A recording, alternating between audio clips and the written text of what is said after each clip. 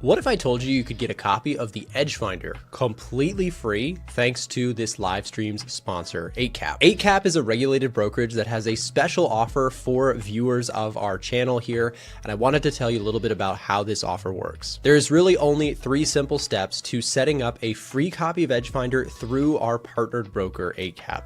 Step 1 is you have to use the link being dropped in the live stream chat or down below in the description to create a new account. Step 2 is go to this link, scroll down on it, and you'll see the requirements that you must make in order for 8cap to essentially buy a copy of the EdgeFinder on your behalf. Once you've created an account and deposited the required amount of money in order to qualify for one of the offers on that page, step 3 is to simply contact 8cap and or A1 Trading's team. On that page, there will be information for that. And then we will be able to essentially grant you access to our tools completely free, bought and paid for by your new brokerage, 8cap. Unfortunately, 8cap does not accept US traders. However, if you're outside of the US and interested in exploring this offer in more detail, again, like I said, we'll have that link in the live stream chat or in the description down below. Alternatively, you can just head over to a1trading.com/8cap. Thanks to 8cap for sponsoring today's show. Now back to the content. Good morning, guys. Welcome back to another live stream. Happy Monday to you.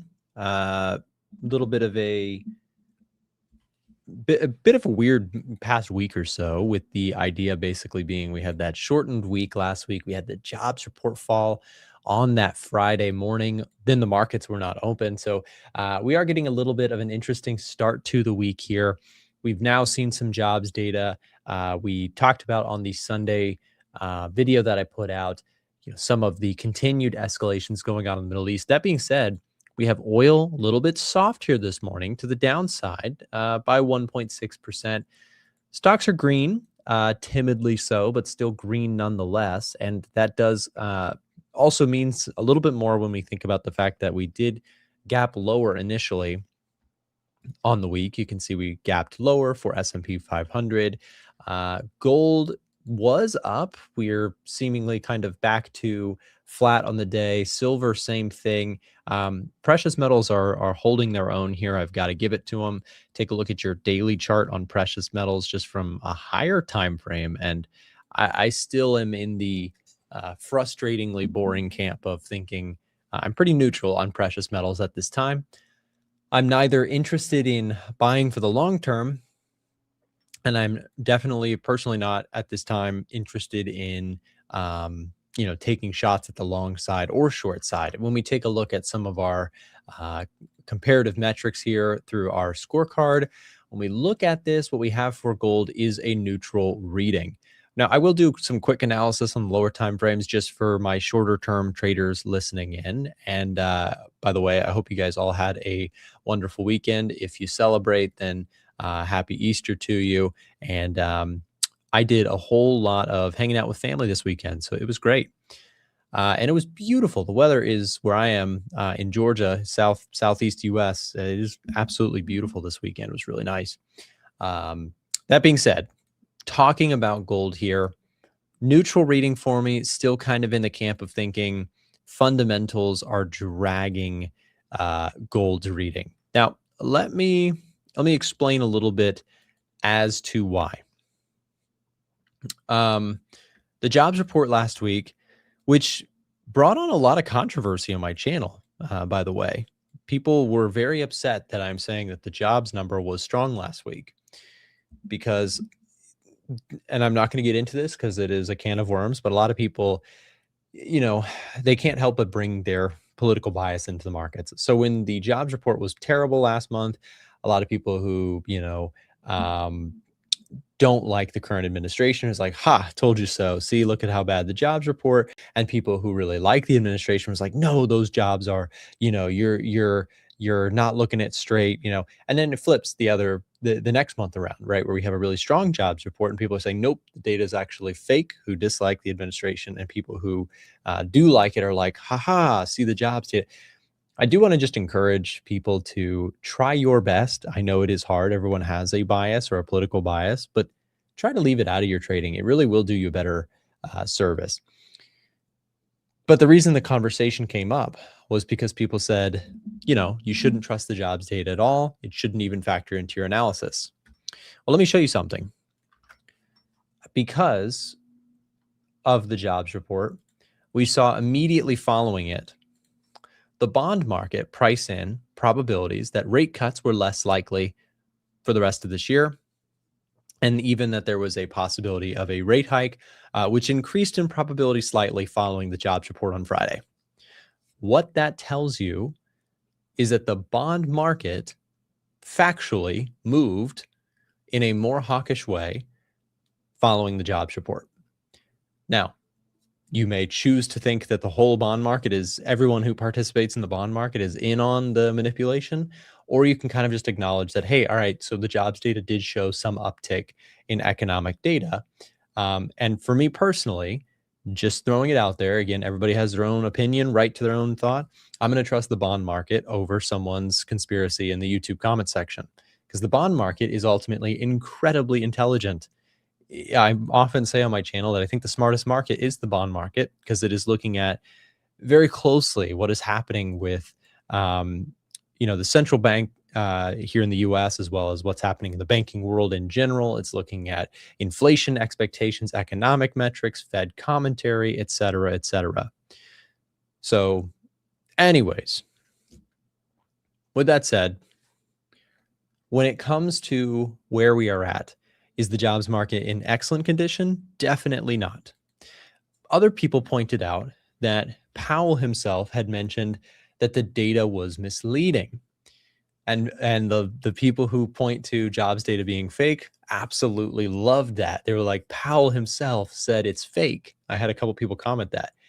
And I had to clarify that no, he did not. He said misleading to only look at one data point. As we often say, and as most economists often say, you don't want to look at data points in isolation. Why?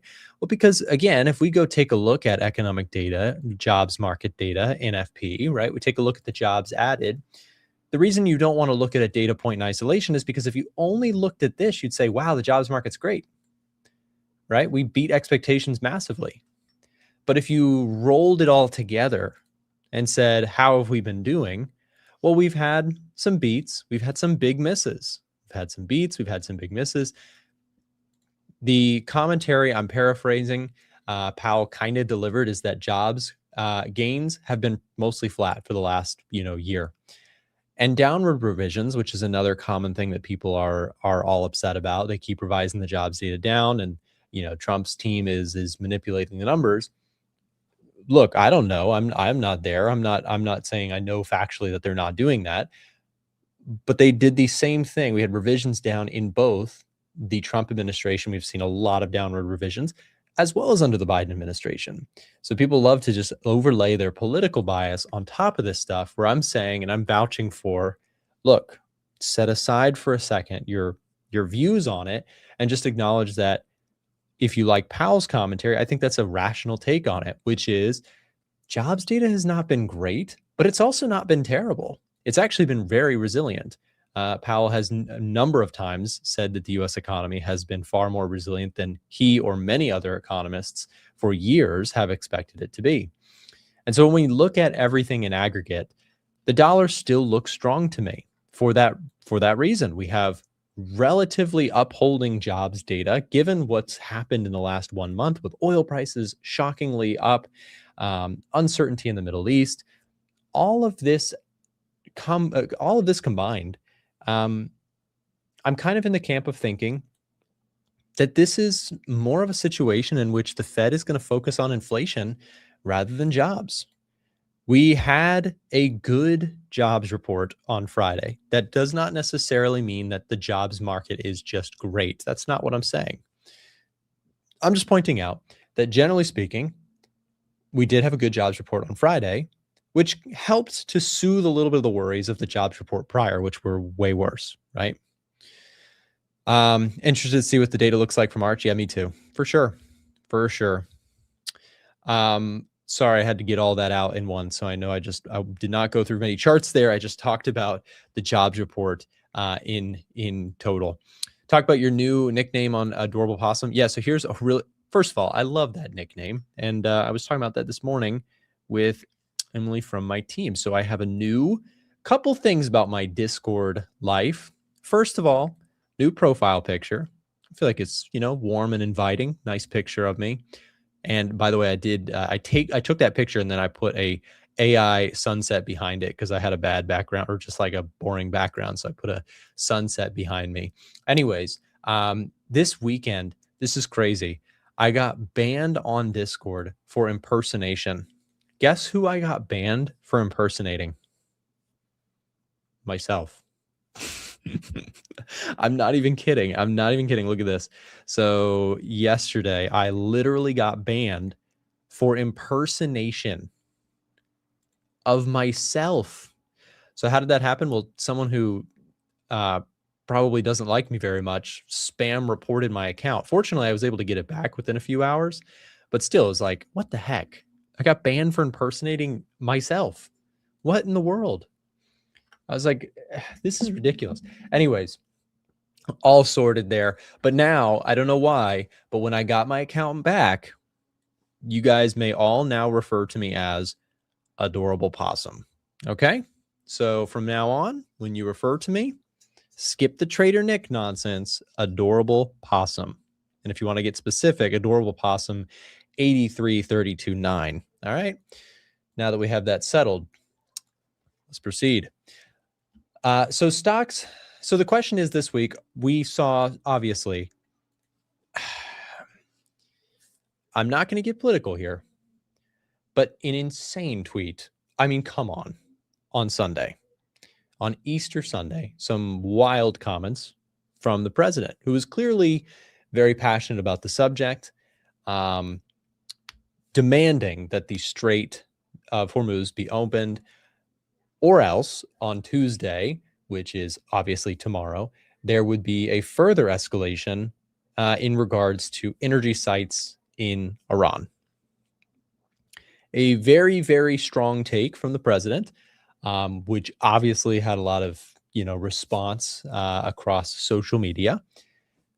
Regardless, taking it for what it's worth in regards to markets, which is, again, my constant reminder here. I do my very best. I am a human being, but I try to keep political views to the sidelines when we're just talking about this from a market perspective. You may agree with Trump and say, yeah, we need to take this up a notch. We need to get this thing done. You may disagree with the delivery. Maybe you agree with the plan. Who knows? The point is, that's for you to decide. In terms of this market, though, in terms of trading actively, what does it mean for markets? Well, I think it's fair to say that this continues to put a bid on oil until we get some resolution there. As long as you have the strongest nation's leader promising to destroy things that are very sensitive to the supply lines of global oil supply, you are likely to persistently have oil prices move higher. Now, I saw one thing specifically, that European oil futures are skyrocketing right now. I don't even know how to look at that, to be honest. European oil futures. Can I find that? I can't. I'm not even going to try. So anyways, I saw somebody post a chart about it. So fair to say, I think that when you are looking at oil, you have some serious concerns in regards to future ability to have oil prices lower. And that changes things a little bit, because a lot of times, or a lot of what I've been seeing is sentiment is that this thing will still resolve within the next few weeks to months. That seems to be, when you look at like futures contracts on oil, like up, if you go out a few months in expiration, they're pricing it for this thing to be kind of over within, I don't know, 4 or 6 months. Someone can pull up the stats on that. But again, they're pricing it as it's not a forever situation. But if this continues to be a persistent escalation back and forth, where the Trump administration is offering ceasefire, it's getting declined by the Iranians, and then Trump is, offering a stronger take on what's going to happen next. When you get that back and forth, it just results in oil prices stubbornly staying high. And the longer this goes on, the longer or the more likely it is to cause actual economic damage. We've talked about this many times. Ivan says, why is the dollar down today? I don't really know. I mean, it's down a little bit. I'd say it's, really just kind of holding its gains recently. It hasn't moved very far. Still just under 100. But if I'm looking at the dollar in regards to this, again, the longer oil stays where it is, the longer we have this uncertainty, then obviously the more likely it is that this conflict is going to be more of a forever war type of scenario. And I hope that it's not. I think most rational people are like hoping for some kind of resolution or end to this in quick succession. But we'll see.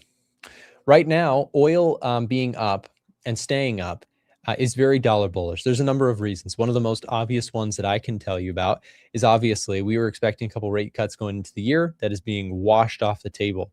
Yields are higher today and consistently trending up in recent weeks. Ever since this conflict has risen, one of the biggest changes macro-wise is rate cuts getting just dashed to the sidelines in the US. Now, why is the dollar so strong? Couple reasons.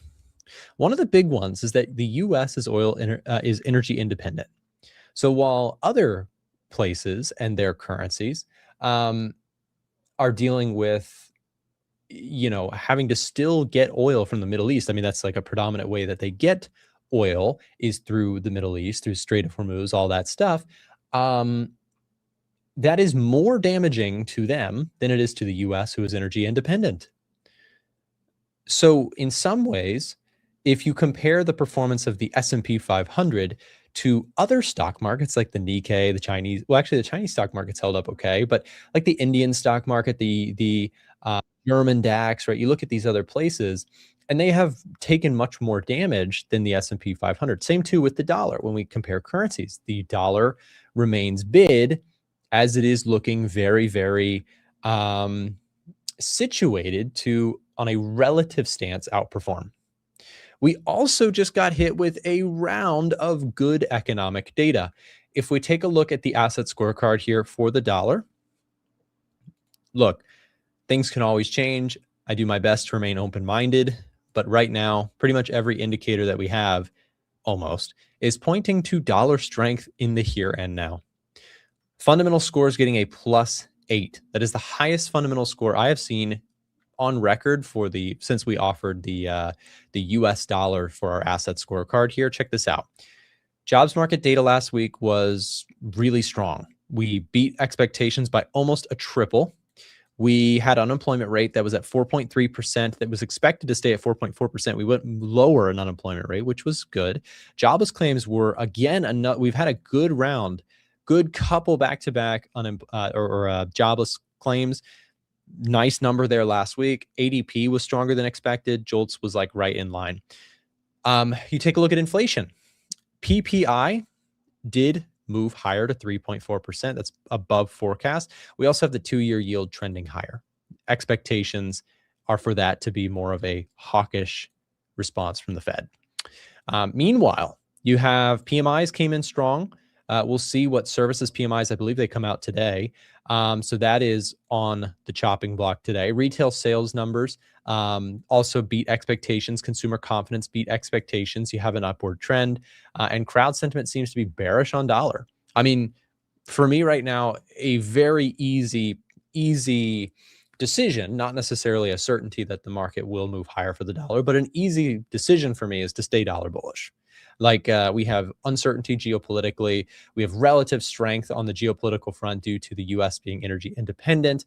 We have a Fed that is changing from, paths to rate cuts to more on hold.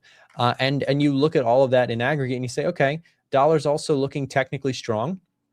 And we'll see if we can break through this resistance point. If we can't and something changes in the data, then we adapt. If it starts moving lower, if we fail at these levels, if we start seeing economic data disappoint expectations for the dollar, then we change our mind, right? It's really that simple. Follow the trend and stick with it. The worst thing you can do, in my personal opinion, when looking at markets is to die by the sword on a directional bias that you have. I will never forget for the rest of my life. There's a guy, I mean, I won't name him out of respect that he doesn't deserve, but there was a guy who told me for so long that gold was going to drop like a rock back at like 2,500 an ounce or 2,200 an ounce. Constantly bearish on gold and telling me I was dumb for being bullish on gold at the time, right? And gold has gone on a generational run, like an Alabama, like James, you'll appreciate this, like an Alabama football primetime run to the upside. That's the equivalent of what happened in gold. All right. So if that tells me anything, it tells me never die by the sword or have an absolute, XYZ chart is doing this and just die by it, right? Because you don't know. Something can change. The market is bigger than every single one of us. None of us knows with certainty what's going to happen next in the world. So I choose not to make those sorts of claims. I choose not to be predictive, but rather reactive to what the data and charts are telling me. Last thing here, and then we're going to bring in Ivan to the conversation. We have a huge discount going on for the EdgeFinder right now. The EdgeFinder is 40% off. If you guys are interested in getting access to macroeconomic heat maps like the one that I use here every single day, and of course our top setups algorithm, which monitors, I don't even know how many charts we do at this point. We have a lot. We have indices, commodities, currencies, and more, right? Even Bitcoin. And I think we're going to add more cryptocurrencies at some point. But for now, we have a lot of symbols here that we track within EdgeFinder. If you do not have a copy, now is your chance to get 40% off and check out the new profile picture. I mean, come on, that looks like, I'm not going to lie. The only thing that I would make fun of about my new profile picture is that it does look like the kind of picture that would be at my funeral. And so together we can kind of pretend that we're at my funeral if you don't buy the EdgeFinder today, because I might die of sadness. So buy the EdgeFinder because it's 40% off, and support my new profile picture with your purchase today of EdgeFinder, the best dang software for Forex traders, for commodities traders, indices traders who want to implement macro in an easy way. With that said, Ivan, we'll bring him in and say hello to him. We'll change the stream around. I got him laughing. I can see him laughing. He likes that funeral joke. Ivan, that's funny. We're talking about my funeral here. How are you? I'm good. And you? I'm good. I'm totally kidding. Ivan is the Nasdaq. Yeah. I combined Ivan and Nasdaq. Isaac. Is the Nasdaq going to bottom today? Well, that's from last Monday. If you look at the chart, the bottom is last Monday. So yeah, of course. It has to go up now. True. Like that was 30th. That's old news now. Yeah, no, it has actually put in some sort of a bottom here. The question is, can we get that next leg higher? And Ivan, what is your take on this obviously very electric weekend in regards to tweets and the energy facilities being targeted next by the US if there isn't some sort of ceasefire? How does this impact all of our charts, the dollar, gold, etc.?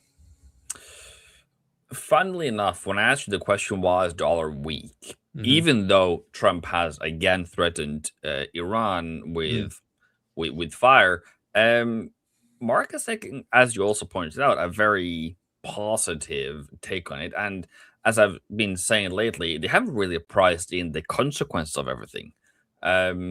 So I would say it does impact our chart, but it hasn't really been priced in or really fallen as much as you would imagine for us to have a regional war in the Middle East. And I just saw the last candle on oil going slightly higher. So it's still elevated. So to me, I'm like, shouldn't this be equal higher cost for trading or higher cost for businesses because it's higher financing costs? But for stocks, there is a room between higher inflation, which is now, until the Fed starts hiking, and that's the room where S&P 500, Nasdaq, or the stocks are actually benefiting from it. So it's a double-edged sword. It depends how you look at it, and it's kind of 50-50. Yeah, and again, I think it's difficult because when you look at the oil move, right, you might think, well, why aren't we up way more than this? Well, we have this weird thing going on where because people, especially with a long weekend that we had previously, or this past weekend, a lot of people are trying to get out of the way of oil, dollar moves, S&P moves over the weekend. So there's also a little bit of that at play where you have maybe a little bit of uh, kind of unwinding their over the weekend hedges or positioning. That's kind of why I said I think it's still just choppy mix right now, is because you had probably a lot of people who, actually sold their Nasdaq and S&P 500 holdings on Thursday, the last open trading day, and then maybe bought them back this morning, or because it's hard for me to think that we didn't have some sort of further escalation this weekend. I mean, a 24-hour or 48-hour notice of open the straight or we're going to escalate things. To me, I would have thought that would have caused stocks to be lower today, and dollar to be stronger. So maybe a little bit of that was pulled forward on Thursday's trading. Yeah. So what my understanding is that the market's calling it's calling the bluff basically. And there's very little Iran needs to do just to extend all this, and the deadline disappears. He gave deadlines to Ukraine. He gave deadlines to Russia. He gave deadlines to Maduro. Have given deadlines to Iran.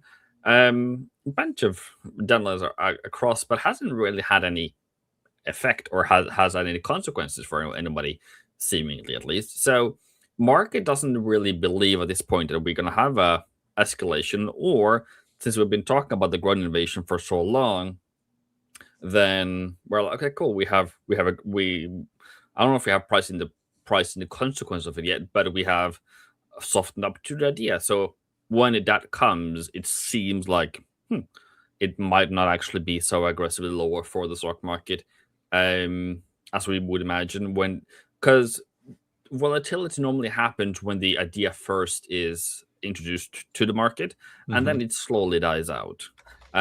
Also, this war, as I mean, we are lower, but we are not falling every single day. That what you would imagine when you have a war. But we have bounced, and Mark is like, is this over soon? Yeah, and something kind of interesting. Someone mentioned that there is a current 100% reading on Polymarket, and I just pulled it up, and that is correct in terms of, I mean, it's a 99.6% chance that the U.S. forces enter Iran.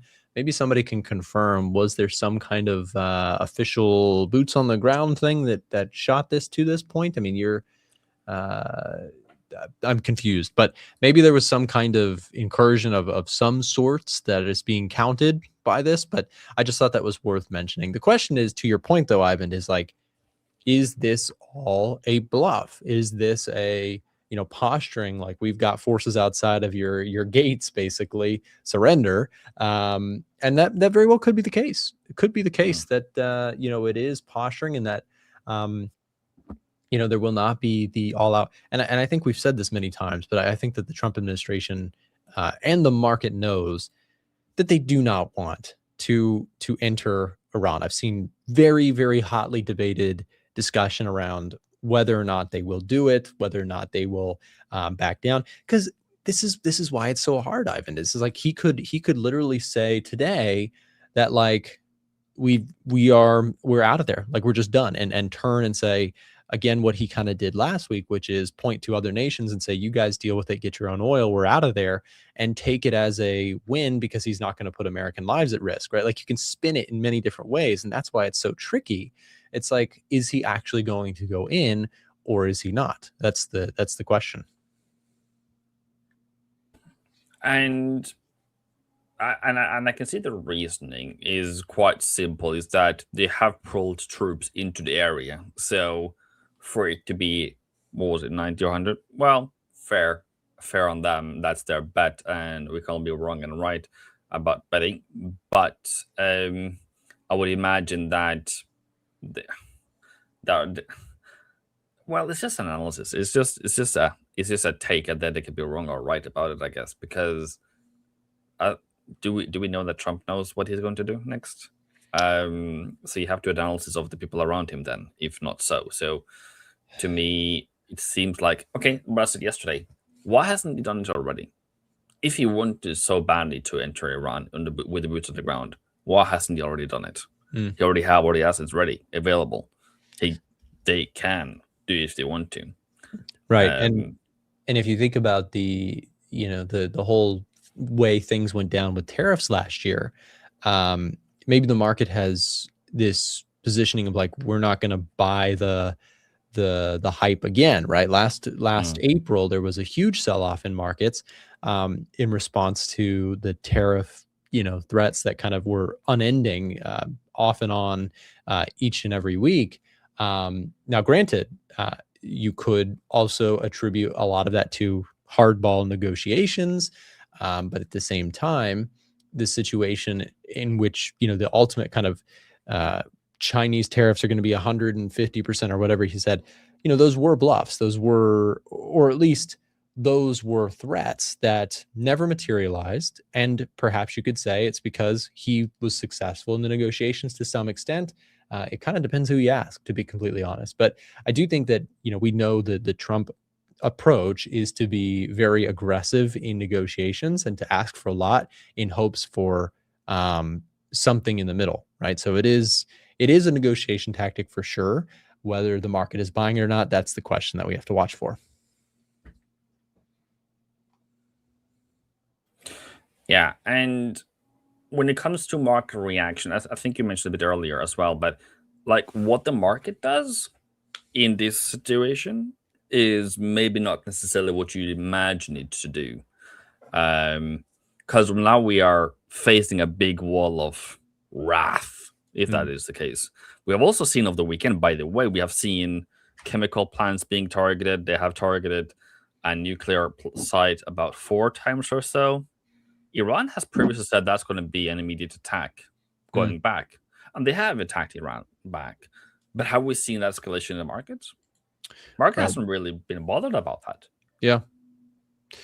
Yeah, it is. It's tricky to say the least. The U.S. stock market just opened up. We did see, at least here in the first few minutes, strong candle coming in on the Nasdaq, S&P 500. Look at that, Nasdaq up at 1% today, S&P up 0.5%. Oil is holding its own, though. So kind of interesting. You are seeing something that we saw on Thursday's trading action as well. Strong oil prices and holding up in the equities market as well. So one of these two things, I think personally, is going to give. And someone said, why isn't it calling for the Nasdaq to fall? I am in no way bearish on the Nasdaq, and I want to point out that I'm cautious.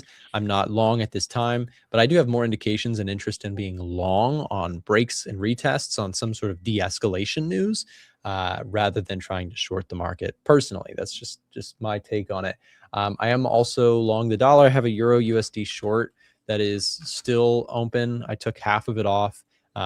We'll see if this one continues to roll over in the meantime. Ivan, what'd you say? Yeah, I did. I sold it last Wednesday. So okay. Yep. And so we'll see where that one goes. I sold euro dollar. I'm long oil. And those are really my two active momentum trades for now. What are you looking at today, Ivan? So you traded euro dollar before Christ was crucified. So I guess you are. That's right. Okay, then. That's right. And on another note, I thought it was Mustache Monday today. It was once upon a time, but we're both clean shaven. Yeah. We look great. We look great on this fine Monday morning or afternoon for you. Yeah, it is. Probably evening soon. Now I'm looking to buy euro. Okay. I'm just waiting for this one to turn around.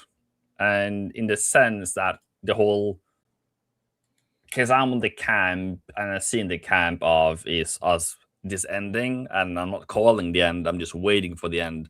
And if the end doesn't come, I'll be not in profit. I'm not going to lose money in just waiting. So I'll do something else in the meantime. But for my dollar, because the other side of this is we have higher oil price, we have higher inflation coming in probably being reported for March on Friday. I agree. I can see that. But the backdrop of that, what is the consequence, is recession. So yes, we are pricing in right now the increase of inflation, but the backdrop of that is we are going to have recession, and that is rate cuts. Now that's a tricky version of everything, because it's when does the money flow go in and out. So my version is when this is over, is we're gonna go dollar bearish, and Yeah. I feel like I've been battered about the dollar bearish theory that I've had, because you guys have been making money. I'm not FOMOing, but I'm more like, could have done it. Yeah. So I'm sticking to my guns. Well, and I think the euro dollar longs. Meanwhile, as I am euro dollar short, I would say, though, I would definitely concede that if you do get geopolitical uncertainty, the euro dollar is probably going to fly to the upside. That would be my take on it, was because, again, some of the things that we talked about earlier, the relatively better position in regards to energy independence that the U.S. has is also playing into a strong dollar. We've had a good round of economic metrics for U.S. So let's just say that maybe the economic data softens in some way, and then you also put together with that de-escalation, then yeah, I can totally see the euro dollar breaking out and moving higher. I don't see that personally at this moment, but as you pointed out, and I think it's the right way to look at it, is to be cautious, wait, and see that kind of price action forming, that narrative shifting. But again, I think that some of the things that would be most positioned for upside in regards to a de-escalation trade, keep it really simple. It's the things that have been hit the hardest in all of this. Tech stocks would be on that list. Silver would be on that list, and counters to the dollar. I think that if we're keeping it really simple here and we just say, all right, which things have gotten hit, those things, if you believe a de-escalation event is around the corner, or if you wait for the de-escalation event and you look for turns in those charts, could be things and candidates to watch in your own analysis. So I totally see that in regards to a setup there. Again, for me right now, I've taken half my position off on euro dollar. If it does continue down towards the bottom end of this range, I'll take the rest off of it. And again, I'm just playing that dollar strength in the here and now until it shows signs of reversal. But as always, I think we say this often, but it's a good idea to have your opinions, but always keep an open mind and be willing to change them if something new happens or hits the market. Yeah. So how I see the market, and yes, I do agree with your very last comment there, is you have to adapt. My problem that I've faced is that the first initial push is always where the most amount of money is, like the biggest volatility. So if I were to short euro in my field of lands, it should have been 118 or so. It should have been the open. Should have been when they announced that they were going into Iran. That is about 100, or is it 150, 250 pips away ago. So I am like month and a week too late. So to me, then what do I do then? Then we need something more and something bigger escalations for that matter. And even in this scenario here, we have had a lot of escalations, and euro dollar hasn't really pushed lower. And the further out we go, the more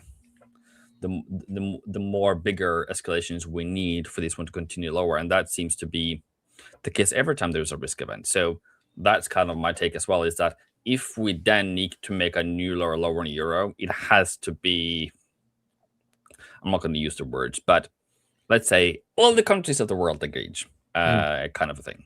And that hasn't happened yet factually. Yeah. And I think, again, that's the way to be thinking about it, is like, if I'm going to be short euro, if I'm going to be long NAS, like, what do I need to see for new rounds of buyers to continue, or new rounds of sellers to continue coming into the same idea? I think that's a good, and I think actually I would encourage many listeners to think about that when when you talk about that, because Ivan, I feel like you explained that topic really well. You've done a really good job over the time. I've heard you explain it many times, that concept with oil, right? Because it's probably the perfect chart for that discussion of, if you're going to buy oil, who's going to buy it from you? Because what many people will do, and they'll make the mistake of, as you are very well aware of, Ivan, is like, people will oftentimes be like, I'm buying oil because the Middle East is really scary right now. And that makes logical sense if you are like a brand new trader. If you're like, oh yeah, I mean, obviously oil is going to go up. But the problem is, markets are forward looking, and you have to ask yourself at all times, what does the market need to see next to get this chart to keep going up? Because when you see it, when you, me, and everyone else sees Trump make a crazy tweet, by the time you and I read that, the market's already pricing that in. It's already figured that out. It's like, okay, some crazy stuff's going on. So if you're buying up here thinking some crazy stuff's going on, oil's going to go up, you're behind, right? You're buying later than everyone else. And so you have to be careful with that line of thinking. Now, for me personally, why am I long oil? Well, from the demand side, some of the strong jobs data that we saw here recently, I do still like the demand side of oil, which before the war, I actually was bullish oil, in no way related to trying to call out that the war was going to go down, but rather because I liked the economic metrics that were coming in. We had some decently uptick data in regards to growth metrics, et cetera. And I've still got that story playing out. Now, granted, the bigger story right now is more the supply side of it, which is the geopolitical stuff. I'm partially long oil because I like the demand side story with economic metrics. Specifically, if I just pull up my asset scorecard here, if we go to, where is it? Oil here, it's got a +7 overall reading. A bunch of this score is, of course, due to the jobs market data coming in stronger than expected, which is a positive sign for, for jobs data. Anyways, I also wanted to have some sort of a hedge to my long portfolio of stocks that I own that are in the red. So nicely, oil has been able to kind of hedge that bet a little bit. So it's both a hedge as well as a momentum trade that I like to the upside. But again, if I'm asking the question, what has to happen for this thing to keep going? A lot has to keep going, right? For this to pump through those highs, it's a bit of a hedge for a reason. I'm not necessarily predicting that I think that's going to happen. I have long stocks that I want to hedge some risk to with oil trades long. I've trailed my stop loss, and if it breaks back down, then I will take a profit on this trade. Otherwise, I'll continue to try and roll these stops. And notably here, for my friends following oil with me, I'm keeping an eye on this level here, this 110 mark. If we can break through the highs today, get that kind of movement going, then I'll probably take this stop loss and just ratchet it higher again, lock it in, and just keep the hedge going. So that's that. Ivan, I'm going to give you the floor here for the next 15 minutes to go over some charts on your own. Feel free to do whatever you'd like here. You could even sing and dance for us if you'd like. That would be awesome. With that said, Ivan, thanks for taking over the show. And hey, guys, don't forget about the EdgeFinder 40% off discount. We'll drop a link here in the live stream chat if you want to speak to a member of our team about getting set up with our best discount price of the year for EdgeFinder, Stockbox, or our VIP membership. Ivan, you got it from here, man. Thank you very much. See ya. See ya. What I also want to add to that discussion is when we went to 120, that fateful Monday, 9th of March, as a trader, you would pull out. You would take your profit and leave, and that's why you had this massive sell-off. And then you need to find new buyers to come in. And if I were in at 69 or 70 or somewhere down here, what am I going to do going forward?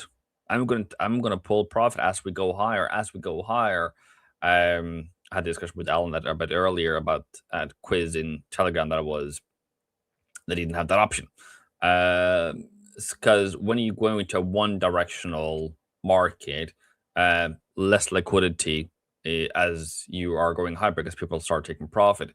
You don't get more demand unless you have escalation. And that's kind of what you have to look for, is the escalation, is the invasion.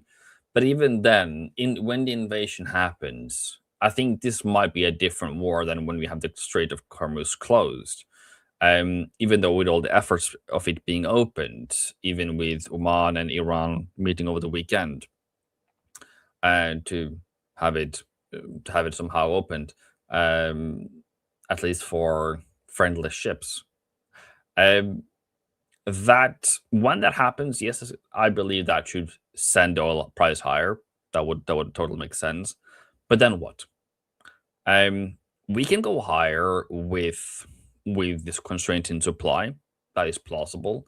But there was also so much and so many efforts to increase supply somehow, somewhere. I saw Iraq was able to sell some oil through Turkey again. That was down for some time. The oil being sent to the Red Sea from the East-West pipeline in Saudi Arabia, and the release of the what's it called, the petroleum reserve, special petroleum reserve, both United States and by EIA and its member countries. So, I mean, we are going higher. That is definitely the price case, but it's less liquid, and as we go higher and the risk just increases. That's what I would just want to inform about. The risk increases as much as further higher you go. And if you go back to 2020, though it's not the same, but it's still the same, that was the end. So it did rise higher. We had a threat about a nuclear war in Europe, and Russia had put everything together to make themselves ready for it. When they didn't do it, there was no announcement, but market just didn't see it happening. Never happened, so it priced it out, and that's a volatility of a good 7% in a 4-hour candle, and within a few hours or day, just gonna double check that, 4 hours, we fell 20%. So that's the volatility when the market believes, not analysts, when the market believes that it's over. So higher for now, and then we shall take it off. Then we shall see for that. The de-escalation line is too low. Now, it's not necessarily a de-escalation line per se, Ari. It's more where we have a risk premium priced in. Where are we above quote unquote normal? When do we have a constraint of some sort of an issue? So it's more like an issue line. So once we are below 80, in my eyes, we don't have a pricing in of a risk issue. Then if we are below 80, I see that as a supply and demand, normal market operation kind of issue, that we are at 80, more than it being a constraint and a threat to the oil market. Silver is -6. Any short setups? For me, I'm a bit of a different animal. Silver to me is long-term bullish, and to me, I see that, if you were to sell, I would probably say, okay, cool, you do that, and that's probably a good thing. That's probably a fun thing to do. I'm sorry, that's would make perfect sense, and that would be around the current price that we are at, coming down to about 65 or so for the week, fair and square. The reason why I'm not jumping on that is if we collapse or so, this should have a bullish turn. So when I say a longer time, I'm saying in a year's time or 6 months time out. And for me, I'm not trading silver or gold for short-term gains or for a paper here. For me, it's long-term risk against inflation more than anything else. So when inflation now is rising, fair enough, then we get a better price. And that's generally my take on it. And then gold is having a red candle at the moment, or white candle on my chart. But to me, we have bottomed out at 4,100. Not going to say that's going to be the price forever. That is the current price. That's the current level it has bounced off from. And to me, I'm just waiting for the release and the end of the war. Now, for Iran is I see that it's in their benefit to keep the strait closed. They don't need to open anything. They have been through a lot way before this war started. So they are war or risk. What can you call it?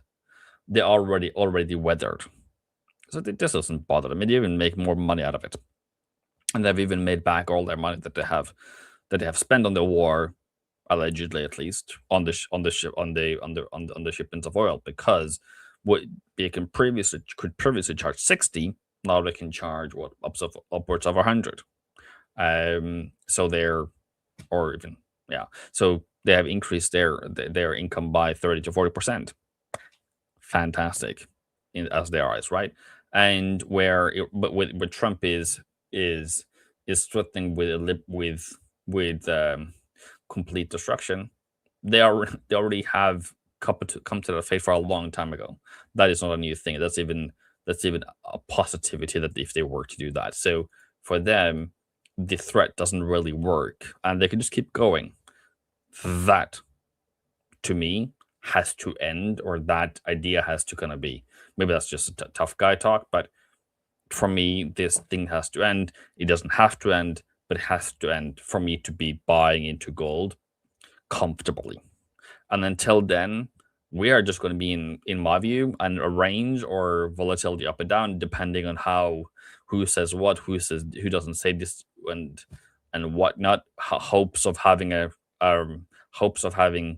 an agreement or not, and I'm just gonna rake up swaps and costs more than us being in a clear market, because right now I see 50-50. I said that yesterday, we're in a 50-50 situation. We can either have boots on the ground, we can have a further escalation, or we can have a deal. The deal looks a bit difficult today because of the threats, and Iran doesn't want to really talk. Okay, cool.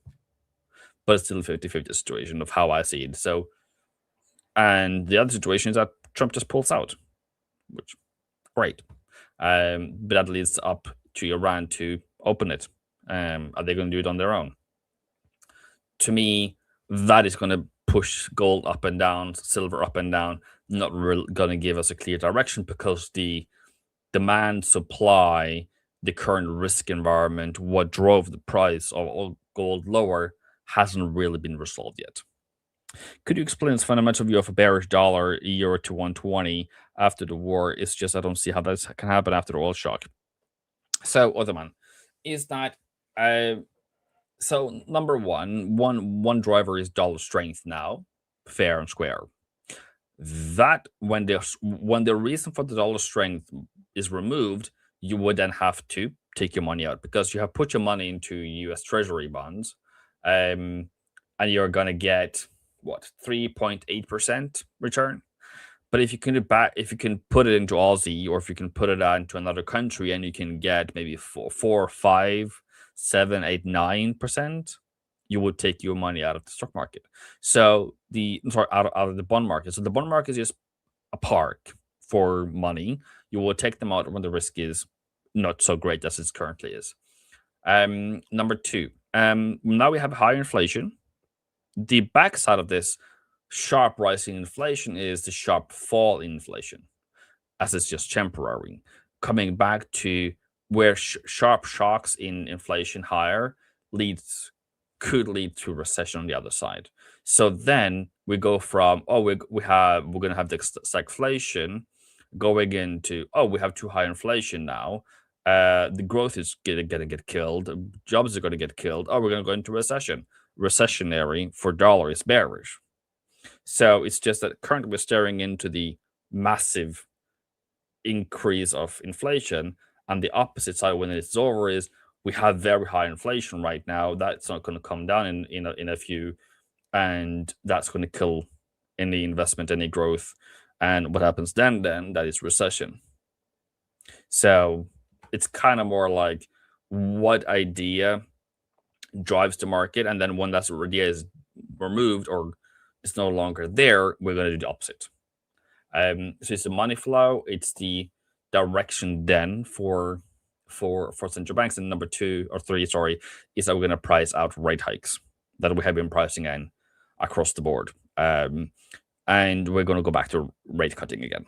So those are the 2 major ones. Because as I said earlier as well, when we had COVID, when we had March 2020, we were, for a year at least, it was rough economically.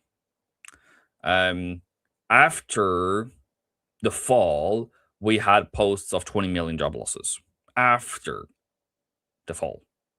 So why wouldn't the market just continue falling then?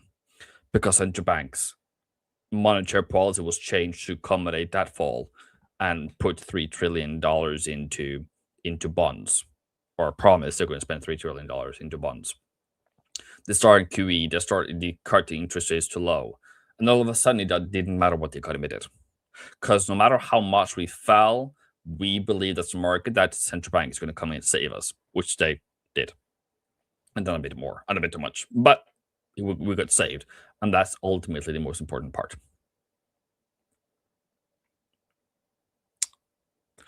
Trump has increased in Iran's revenue. Yeah, as you said that. And yeah, that's why I don't think Iran's going to, at least willingly, maybe they will, but not willingly agree to anything because they don't need to. So would you sell gold when it hits with the news hits? That's definitely a story, or you wait for a pullback. How you want to engage with the market is totally up to you. But for me, it's for me, I normally do a 2-step process of half at when the news happens, and then if there's a pullback, so that I get a cost average, an average price going in, and then add as we continue. But then pause when it goes against me again. Of course, always risk.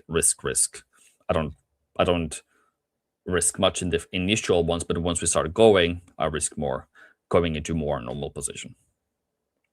But that's just a general idea of how I do risk events. What's the view on yen? They are supposed to hike, and they have increased prices now with inflation, with the rising oil price. But it doesn't necessarily mean that yen is going to weaken. Sorry, we could get stronger. It's a weaken today. Seasonality for yen pairs is that we have the end of the financial year of Japan. Is it today? Is it yesterday? Or sorry, is it first, 2nd of April?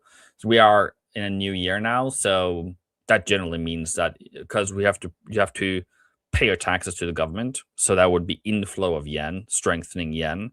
And when that is over, that artificial every year, that strengthening in yen, when that no longer comes in, yen weakens. So for April, generally the first week, we're seeing yen weakness, seasonality-wise and money flow-wise, and that's what we are seeing today. So that's what I see now, and then I need to remember, shall we see, when is Bank Japan next meeting? Because that's also supposed to be an April meeting. Of course. When is it?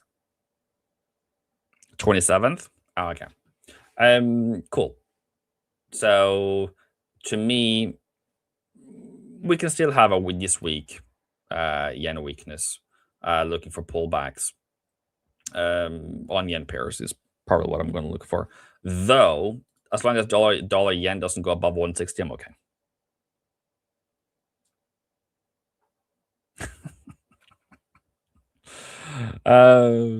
What do you think about the Swiss? I really want it to be weak. That would make sense. But it's all over the place with a safe haven, with Europe being horrible, being in a worse place, with it being a safe haven, with the Swiss coming in and interfering with the market with interventions. It's a bit all over the place. So it's really difficult to kind of catch a break of anything at the moment. So economically, they were doing quite bad, but on the other side, it's difficult to kind of time it. I still have my Aussie CAD trade on, and it's coming along pretty great. I had my euro dollar buy here, and did I buy it here or something, and hit stop loss, waiting for it to enter again. Though it's just I have taken the position of I'm just going to wait for the market to turn around / get a positive because we have taco. But it's more of I don't want to incur more costs or more losses because it's totally necessary because my analysis that we are in a 50-50 situation with troops on the ground or having a deal. So I'm just going to wait for the fact off more than predicting it, and getting a good price is all. It's of course what I want to have, but that's generally when we have the news, we're going to move, in my view, about 200 or 300 pips extra. So if we have that with the news and then another trade for a week, then yeah, I'd rather take that trading for 7 days straight up with the certainty and competitive advantage and a clarity more than I hope and pray that Trump or Iran makes a deal, or I hope and pray that they do put boots at the ground. My name is Ivan. I do help you guys on this side. I really want to also have a chat with you about trading if you are struggling, so that you can become the best trader you've ever been. So I do offer that, and if you head over to my YouTube channel as well, I'll be live tomorrow and going forward. So I hope that you don't do anything bad or anything, and just continue to do great work you're doing. And until next time, boom, I'll see you. If you're enjoying the stream right now and would like to join us beyond just live streams, consider joining our free-to-join Telegram channel. Inside of our Telegram channel, we're sharing daily market analysis, bonus clips from the live streams and videos, giveaways to our products, prop firms, and brokerages, and much more. So like I said, if you're looking to stay up to date with ideas that we're looking at in markets, even if you can't make it to a live stream, consider joining our Telegram channel down below in the description of this live stream, or being dropped in the live stream chat as we speak. Just click that link, it'll navigate you over to Telegram, click join, and you can come back to the stream. It's totally free to join, and if it's easier for you, you can also just use the QR code that you see on the screen right now. Now back to the live stream. Good morning, everyone. How's everyone doing today? Hope you guys had a good weekend here. It seems like we are opening up the market here with some optimism, though we did have some scary headlines over the weekend, and it seems like both the US and Iran have a very short timeline or deadline. And it's coming up here pretty soon. So we'll go ahead and see what happens there. But we do have, of course, like I mentioned, risk trading today. So you have the Nasdaq higher. Let me just go to a daily time frame here. Nasdaq higher, again, still vulnerable to that 200-day moving average. S&P as well, up higher. Dow Jones as well, trading right below that 200-day. So still nothing clear yet. And I think as long as there's nothing clear yet as far as a resolution or ceasefire, then these markets are still vulnerable to the downside. Dollar's pulling back a little bit here today. Let's just look at the relative strength index here for currencies. You do see that risk is on top. So you see Aussie and Kiwi at the top here, and then you have yen and dollar at the bottom. And then in the middle, you have your euro, your pound, your Canadian dollar, all that good stuff. But clearly a risk day. So we'll see if there's continuation in that front. My personal opinion, I think that's what you guys want to know here is what I'm looking to do. So I don't have any trades on at the moment that are directional. Like I do have like the yen basket that I'm trading, but that's very speculative. That's just on the idea of a potential intervention, and I don't know the timing on that. So that's kind of like a test position. But I do want to go ahead and get involved in like my main trend following Forex trading, all that good stuff. And I do think that I still like the dollar to the long side, even if there is a resolution to some sort. Now the question just becomes, whenever there is a resolution, I do expect some kind of a repricing in the dollar, taking it lower. And the big question for me is like, when does that stop, and when can I buy the dollar on a relative discount? So that's kind of what I'm thinking of right here. I like the 995 level here. I like it a lot. It's been holding up here. I do like the 98,500 level where these 200-day moving average and the 50-day are meeting. So that would be preferred as well. So that's kind of what I'm looking to do. And the reason behind that is the U.S. economy has been quite resilient despite all this, right? The data has been looking out pretty solid. If you just look at our screener here, the EdgeFinder, And for anyone watching, anyone new, this is what I use to form a directional bias as far as the fundamentals. Like fundamentals lead the way, and the EdgeFinder does a fantastic job at finding those picks. And then it's just up to me to find a technical level that I'm comfortable with. But if you just look here and you just type anything USD, you can see here that the dollar index, or the dollar itself, is very bullish, right? You have dollar yen very bullish, dollar Swiss, dollar CAD bullish, and then the counterparts, pound, Aussie, euro, Kiwi, those are very bearish, right? So I want to continue with that theme. It's just a matter of finding a pullback and filtering, which one of these I want to choose from, because the EdgeFinder is telling me that I have essentially 7 pairs here, 7 pairs to choose from as far as trading the dollar upside. So it's just a matter of, which one fits my criteria best from a technical perspective, right?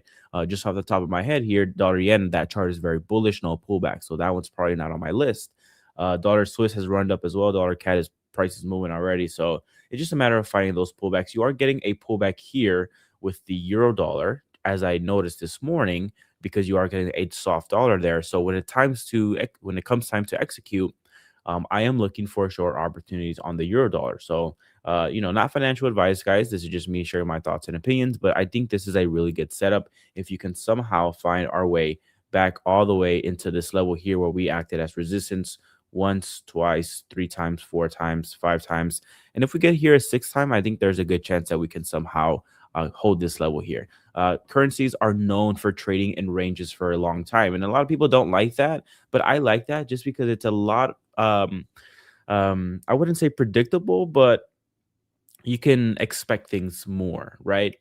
So I do like that. We've been trading here for some time here. So if we do find our way back up into this level, I would be looking to go ahead and short it, as long as you do have a strong bearish reading on the euro dollar, which I can see that being the case, right? We do have strong fundamentals for the US. Our growth has been good. Our CPI, has been elevated, which is not good. If you just look at rate probabilities here, which is one of the main drivers when it comes to currencies is interest rates, you can see here that we are looking to hold rates all the way up until December of 2027. So this year, forget about it. Next year, still, at the very end is when you get a likely chance that you go ahead and get some kind of a rate cut. So I like that story. You have other central banks that are taking a different approach, right? So for one, the Kiwi dollar, the New Zealand Bank of New Zealand, they're taking a more laxed approach. They're basically saying, look, we're looking to keep our policy the same. We're just going to let this thing pass through. And then as soon as we get a chance, we're going to go back to rate cuts, right? Very different from the Fed, where they're very okay with holding for as long as they need to, or they have both voice that they're willing to hike if necessary. So there's a difference in tone there between those central banks. So I think the U.S. is in a position where it's strong enough to hold rates, and it really wouldn't hurt the economies, versus other countries that are a little bit weaker there. Any rate hikes or any elevated oil prices will really hurt them. So I think the dollar is in a strong position. So I'm just looking to go ahead and short it any chance I get. From a technical perspective, this chart here is still in the middle of this range, so I don't want to go ahead and buy when we're in the middle, because this thing can go either way, right? So I want to be mindful of that and make my risk to reward ratio as attractive as I can. So at this level is pretty good here. You are below the 200-day and the 50-day moving average, so we'll see how that lines up. And we'll see, right? And I can obviously be dead wrong. And if I am, then I like to short at 1.1800. I think that's a good level too. So we'll just see how that goes. Kiwi dollar, I really like as well. This one has been a stronger move to the downside, right? It's given us very shallow pullbacks. So we've traded into the 38.2 right here. This when we got to this low, and then we just completely rejected lower. So in my opinion, if we do get some kind of a ceasefire, dollar continues to fade off a little bit, and then maybe we can get an opportunity to go ahead and short the Kiwi dollar here at the 61.8, and that lines up, if I go ahead and zoom out of this chart here, lines up with this bigger level of resistance. So let me go ahead and clean this up for you guys. Right here, the 0.58500 level, give or take somewhere around here. You can see that at one point we broke this level, traded into it, acted as resistance, traded below. Cool. And then we ultimately broke this level, and this will support for many times here. You can see that. And then just vice versa, right? So this is a very strong level. This one right here in the middle, very, very strong. You also do have the 200-day moving average in there as well. So we kind of find our way back into here. I am looking to short the Kiwi dollar all the way up into 0.55500. I think that is a good level. Again, the fundamental score behind that is very strong. You have a very bearish reading on the EdgeFinder. So I love to see minus 13. It was stronger at one point at minus 15, but over the duration of this war and everything that's going on, I can actually show you guys here. The score has been very weak for a very, very long time. It's been very consistent. So I do love to see that. New Zealand US dollar, where are you? Geez, I can't find it. Oh, I can search it. I didn't know I can search it. There you go. There you go. Look at that. Bearish score here since March 11th here, March 12th, give or take. Look at this thing. It has just gotten completely worse over time. So I love to see that. So as long as that is still in play, I'm looking to short that pair. As far as another one that I'm looking to do is dollar CAD. Fantastic trade. It has been range bound and it broke out. And when it broke out, it did not stop going. So this was a level here that I was watching, this 0.3700 level. I was going to say, if we get a pullback, I'll wait for a retracement into this zone, and I'll go ahead and buy that thing. We never got the pullback. And then you broke the 200-day moving average. And I said the same thing. Okay, we broke the 200-day. If we get a pullback into the 200-day, I'll go ahead and buy that again. We never got that pullback either. So now we are at another level of what could be resistance here on the dollar CAD. So we'll see how that firms up here. Any pullbacks, I'm looking to go ahead and buy, preferably somewhere here near the 200-day or this level right here. So that's kind of my idea there. Again, I'm just waiting for pullbacks on these pairs, and then I'll go ahead and buy them. I think fundamentally, dollar is very, very strong, and some other ones are not as strong. So we'll go ahead and see how that plays out. Let me go ahead and look at the chat here. Guys, war is going to escalate and inflation will rise and interest rate hike. So don't believe what Trump is selling. Let's go ahead and address that idea because that's a strong take there. Very valid take, actually. It could be probable. So let's go ahead and address what that would look like too, because basically what I'm telling you guys is my approach if there's a de-escalation. If there's an escalation, I do think that the dollar index still goes higher, right? You do have to this gentleman's point or lady here, higher interest rates, higher inflation, not a good thing for risk, right? So dollar index will continue to thrive. So if you do get that, you do get a break of this level, this 100.5. And then I think 102 is very, very probable, right? This is an area here where you were, acting on support. We broke right here. You retested it here again and sometime in May of 2025. So 102 would be a good level to target. And I would look for a break and retest of 105 and trade it higher. So definitely a possibility. So the common theme here is dollar to the upside. The only thing is timing, right? So if there's an escalation, I'm looking to buy the dollar. If there's de-escalation, I do think the dollar will get soft, but I'm looking to go ahead and pick it up because fundamentally it is still a strong currency. How's your Swiss yen trade, crypto? Let's see, dollar Swiss is lower here today. So it's kind of like still, it's near the break-even mark here. This is a trade I don't mind holding, but you can see here that this is a trend line that I had crypto meet right here. We're still trading below it. So we're like trading below it, but we're testing it. So we'll go ahead and see. You do have that 50-day as well coming in here closely. So we'll see what happens there. But again, this is a trade that has positive swap. You do have some central banks that are aligned for this chart to go lower. So I don't mind this trade at all. So yeah, it's to answer your question, it seems like I'm in slight drawdown there. Silver -6, any short setups? Ooh, that's a great question. In fact, I'll answer that question with my friend Marco because he's coming in here. We can go ahead and tackle this one together. Hello. What's up, Marco? How was your weekend? Pretty good. What about you? Pretty good. Lots of traveling. You did lots of traveling? Yes. Cool. Yeah, happy Easter. And what has been happening in the markets? I know Trump gave an ultimatum. One more ultimatum. Will he follow through? Will he tackle out of it? We shall see. But I think the deadline is done by tomorrow at 8 p.m., something like that. Yes. So thank you. Happy Easter to you too, man. It seems like both sides have some kind of a very definitive timeline here that's very short-lived. So we'll go ahead and see what happens. Markets are trading with risk today. You can see that with equity markets. You can see that with the currency strength index. Again, they're still under that 200-day moving average, so they're still vulnerable, again, because nothing has really happened yet. It's just all talk. So we'll go ahead and see what happens. As far as my trading goes and my trading plan, I want to be long dollar no matter what outcome. Okay. Whether it be an escalation, then obviously, for the current reasons, the dollar continues higher. And if there's de-escalation, I do think that there will be a drop in the dollar, but I'm looking to ultimately pick it back up just because the fundamentals are pretty strong behind it.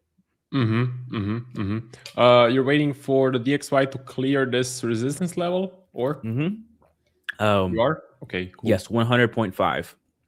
100.5. It's been pretty strong in the past. This market has been range bound for a very, very long time here, and you're starting to see a little bit of a clustered price action here towards the top end of this range. And so in my personal opinion, if there's a breakout to this level here, I do think that it comes with some momentum, and you do have some important moving averages here just from like a basic technical perspective. The 200-day and the 50-day, if they start to cross here, then that's I think that's bullish technicals for the dollar index. Again, this dollar short position was a very overcrowded one, and I think now you're starting to see a little bit of a position flip there. And so if you do get that breakout, I would ultimately target something like 102. That would be the first zone, and then above that would be 104. But again, that's me getting ahead of myself. But yeah, 102 would be the first point that I'm looking to target. Anything on the EdgeFinder that's long USD or DXY that you're looking? I think you mentioned NZD/USD. Yeah, so if I go to EdgeFinder here and I type, I'm going to retype this USD here. You can see everything besides dollar ZAR is bullish, the dollar. So yeah, UJ, dollar Swiss, dollar CAD, all bullish. Pound, Aussie, Euro, Kiwi, all bearish. Pound's kind of neutral there. So the fundamental picture is pretty obvious on that front. It's just a matter of finding which chart aligns with like my technical entry criteria. Like for example, dollar yen, that one's already ran up, right? Like it's trading near the relative highs there, so I wouldn't buy that one. I like euro dollar, Kiwi dollar, and dollar CAD, to be honest. Cool. Nice. And are you still holding some positions from last week? I think you mentioned you were okay. Cool. Yeah, nice. They're in slight drawdown here, but from a technical perspective, I think dollar Swiss, dollar Swiss here is still under that trend line that I drew out. Again, this is just a personal trend line, so this doesn't mean that the market has to follow this by any means, but it's like upward trend line here. We're still trading below it. We're still below that 50-day. So we'll see, right? But we are tagging it. So if this trade continues to kind of chug higher there, then maybe this first attempt was a little bit too early and I'm completely wrong. And in that case, then I just wait for another entry, maybe somewhere back into the 204s area. But I do like the idea overall that the central banks here are pretty much aligned for this chart to go lower. Yeah, I do like that trend line as well. I think we could have hit the sort of the top on Swiss yen, as I have mentioned on the last stream. So if we go to the Swiss yen, it's break even for me, but I do think this is going to be sort of a ceiling that has been established by the central banks. And again, I saw some news out of the BOJ about not liking the yen weakness, which is nice. So they're still on it. They're still monitoring the markets. Hopefully they do something sooner or later. Let me just look at Euro Swiss. Yeah, maybe if you do get a de-escalation somehow and the dollar starts to reprice some of that safe havenness out of it, then it could be worthwhile for the Bank of Japan to go ahead and say, hey, let's go ahead and intervene because you're not, intervening into strength in the dollar. Or markets could take it as what they did last time when you had the potential for a Bank of Japan intervention and they didn't even have to intervene and it just continued lower big time there. So I think there's a chance that they can wait it out, or they can still achieve their objective, whether a stronger yen, as long as the escalation kind of tapers down a little bit. Yep. And stocks going up today, but not by a huge amount. So if I put the S&P, well, okay, they're definitely up on the day. We talked about the pattern of since the start of the war, so since the 2nd of March, every Monday has been bullish. So this Monday is no different, but we are now stuck at this trend line. and we're going to have to wait and see what happens there. So could we actually break out of it with some conviction? Could Tuesday follow through? Of course, I know today is still considered a holiday, so maybe the volume today is a bit low. I know the markets are open, but maybe tomorrow the like more volume comes in and the S&P breaks out of this trend line and we get a continued pump higher, then we will of course break the pattern. But something that is also important to mention in 2022, so some traders on Twitter compared the current environment to the one in 2022, at least looking at the S&P and looking at the price of the S&P, where we had a drop and then we had a relief rally before more bearish price action. And here we also had a trend line going, which got broken right there, and actually got some continuation, but then eventually it did reverse lower. So what's your take on this in terms of, let's say, the fundamental situation? Do you think this could happen, that we get a bit of a relief rally, or do you think if there's an actual de-escalation, it's just going to lead the S&P to all-time highs, and we're not going to get the big drop that everyone is fearing that we're going to have, like in 2022? Yeah, I think the U.S. market is really kind of strong right now, by surprise, I would say. The data has been coming out pretty strong here. Now, someone can argue that the data is unreliable or fake data or whatever, but the numbers are out there, right? So I'm just gonna focus on that. So the fundamentals for, let's say, the stock market in the U.S. is pretty strong.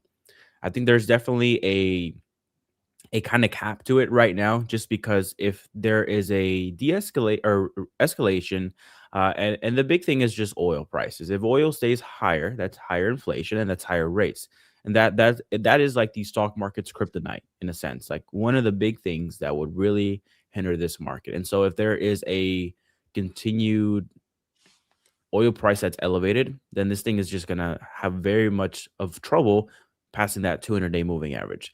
So the fundamentals underneath it are very strong. It's just waiting for that like sigh of relief of like, okay, the war's over, oil's gonna come down. This was very short-lived, and I think if we do see that a de-escalation, then this thing's gonna breach that 200-day no problem. Yeah. And I saw a lot of people commenting on the NFP print. Let me just bring that one up. So if we go to the Forex calendar and we look at the last week, so NFP came out pretty crazy, but again, the revisions were pretty crazy as well, revised from, I think, -92 to -133. Now, some traders are thinking this is manipulation. What it actually is the way that the BLS conducts surveys. So a lot of companies, they take weeks, maybe even months to respond to surveys. So because some companies take months to respond to BLS, to the surveys, you get these huge revisions once the answers to the surveys finally start coming in. So for example, I don't know, for the latest NFP print, the BLS sent out a survey and maybe 30% of the companies will fulfill the survey in 2 weeks, but all of the other companies will fulfill the survey in the next 2 to 3 months. That's why you have these crazy revisions. So it's not like some sort of a kind of a theory to mess up the economy and to mess up Biden or to mess up Trump. It is just the way that companies report to these surveys, and they take months to actually answer them. Completely agree. A very smart gentleman that I was working with at Awanda explained it to me very, very easy. He was telling all of us, he was like, when you get a survey for buying something online or you go to a restaurant and in the bottom of the receipt, you see a survey, like, who really answers that on the first go around or whatever, right? Like the likelihood is very, very small numbers. And so it takes a lot of time to accumulate even a comparable, like relatively good data set, right? Think about it. Everyone here in the chat, right? When you get a survey, when you buy something, like, do you really answer it right off the rip? Most likely not. I definitely don't.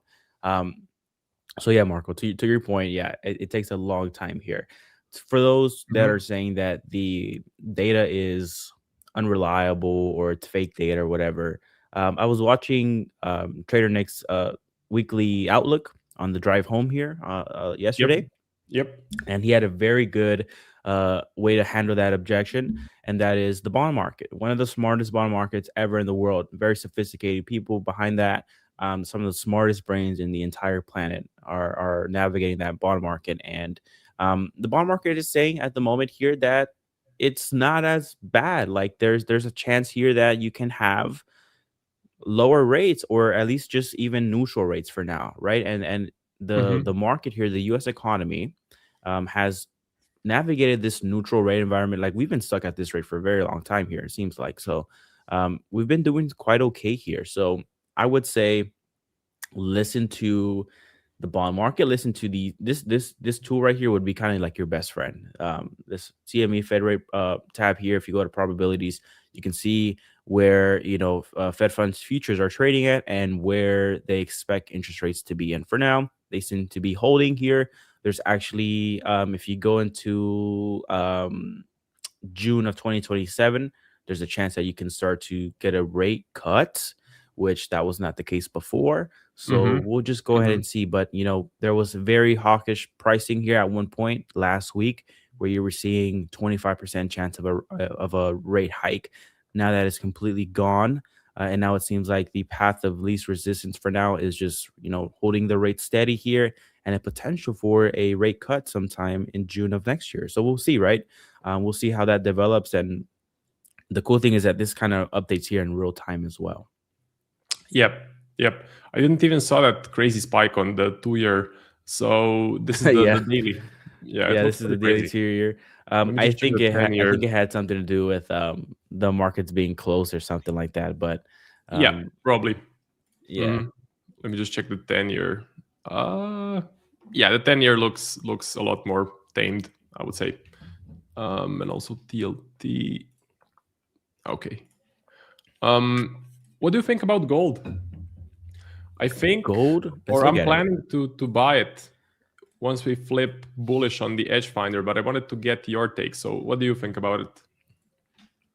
I actually think I'll stay with like my positioning that I've always said was like watch the yield chart.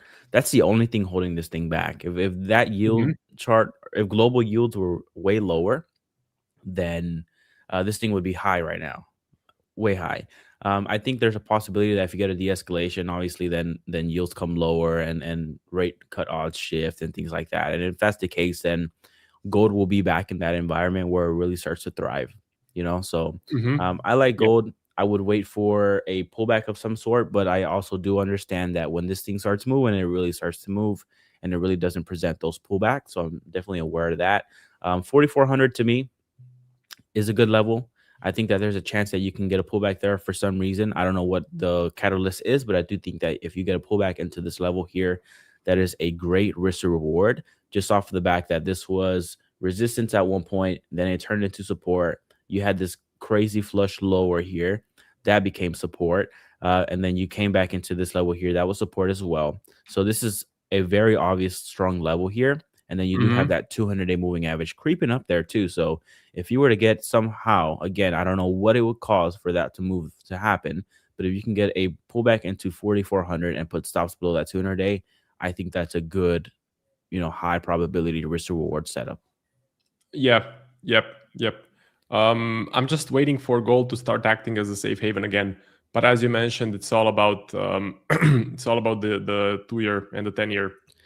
Let's So talk about silver here too. That's another metal that's very actively traded as well, and sure. it's kind of looking a little bit different here. So gold seems to be bouncing up here relatively strong versus silver is actually starting to look quite weak, and we're kind of just trading in between these two very important moving averages. And I think someone here in the chat said that it's getting a bearish reading on the EdgeFinder. Let me verify that. But what's your thoughts on silver? Silver, personally, so let's just see the reading on the EdgeFinder. -6. -6. Okay, cool. For me, silver, I don't want to touch it at the moment. I think gold looks a lot better. So let's just put Yeah, okay, great. Let's put up silver. It seems to be selling off overall. It seems to be on kind of creating lower lows, lower highs. I also know a statistic where if silver makes more than 100% in 1 year, usually the next year is break even or negative. And so far, from the start of 2026, we are actually break even, completely break even.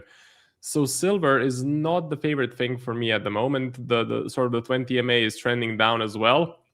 I think gold reacts better to the whole situation. I think gold had the massive sell-off, but could recover more quickly than silver. I know there's a high correlation about 60 to 70%. So yes, if gold moves up, silver moves up as well. Mm-hmm.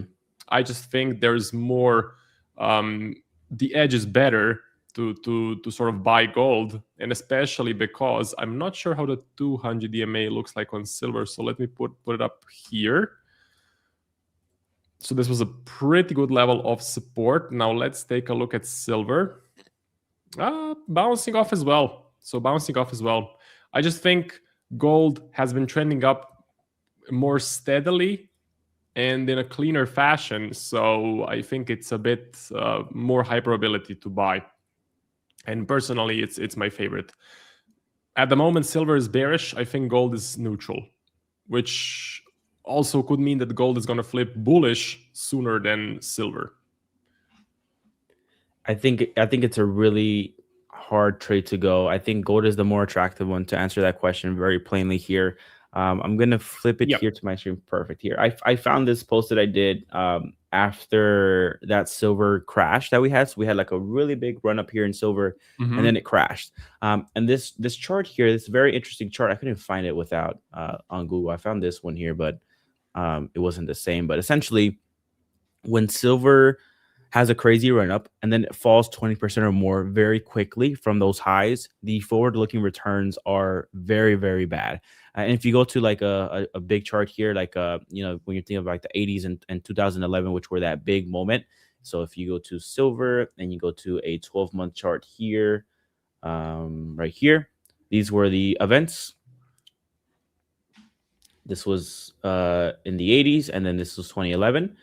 You had a crazy monster run up there, and then you had a big drop, which we seem to have are experiencing. So it seems to be like somewhat could be the early stages of it as well. But the forward-looking returns after a crazy move to the upside there are non-existent and very lackluster. So you kind of see it kind of fade all of that and then just kind of move lower, and then it just becomes very boring until there's something else that props it up. So I think that silver, it could very well be still in the early parts of that developing big move to the downside.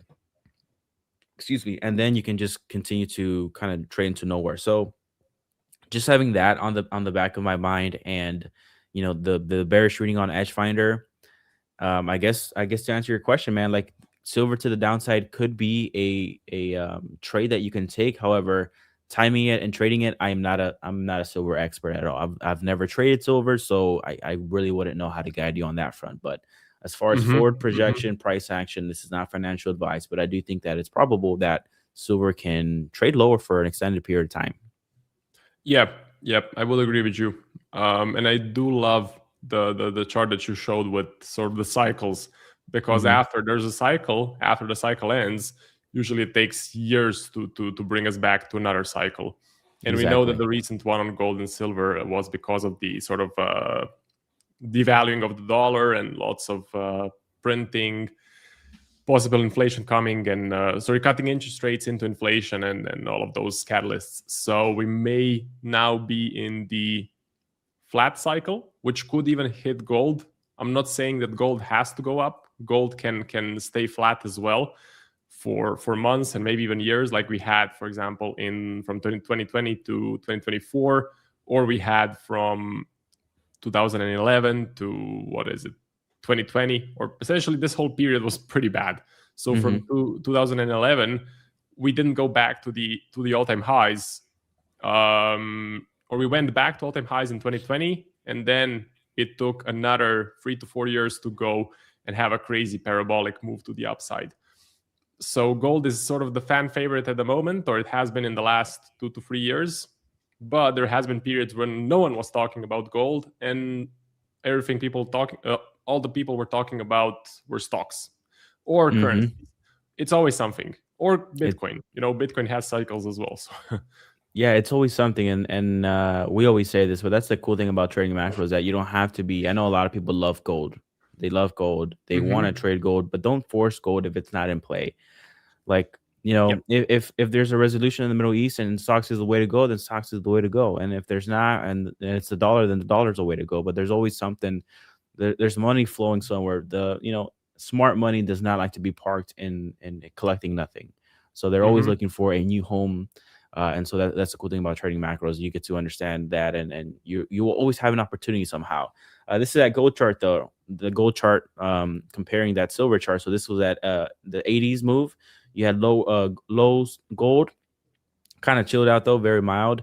And then this is that 2011 fall in silver price here. Gold also kind of trickled lower there, but a lot more resilient than silver there. So it didn't retrace the full move like silver did. But it did retrace a good portion of it, and it ended up just trading higher there. So, but yeah, I'll go ahead and leave you. I think you have the DNA funded challenge here very shortly, Marco. So don't want to cut into that one. And we have lots of time to talk during this week. We do have NFP as well, or not NFP. I'm sorry, Fed Day on Wednesday, I believe. So we do. I think that's what we have on the big day on Wednesday. I could be mistaken. Like a Fed interest rate decision.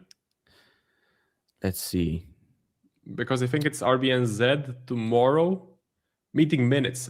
Meeting minutes. Meeting minutes. Okay, not a Fed day, but meeting minutes. So, cool. Yeah. So we got a lot to talk about. We have another stacked calendar there. So very excited for it, man. And I'll let you get to it. Thank you. I'll see you tomorrow, and let's see what happens with the deadline that Trump put out. So let's do the giveaway now. If you want to participate in the DNA funded giveaway, I'm going to post the link to the form. So just copy and paste that.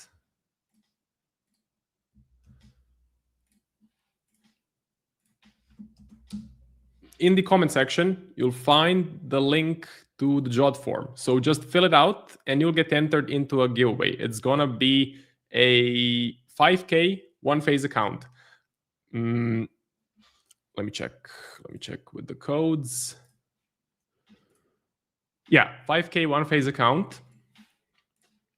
And if you don't want to participate in the giveaway or you don't win the giveaway, definitely consider getting funded with DNA. So this is my personal 25K two phase account. I have passed the phase one. I've passed the phase two.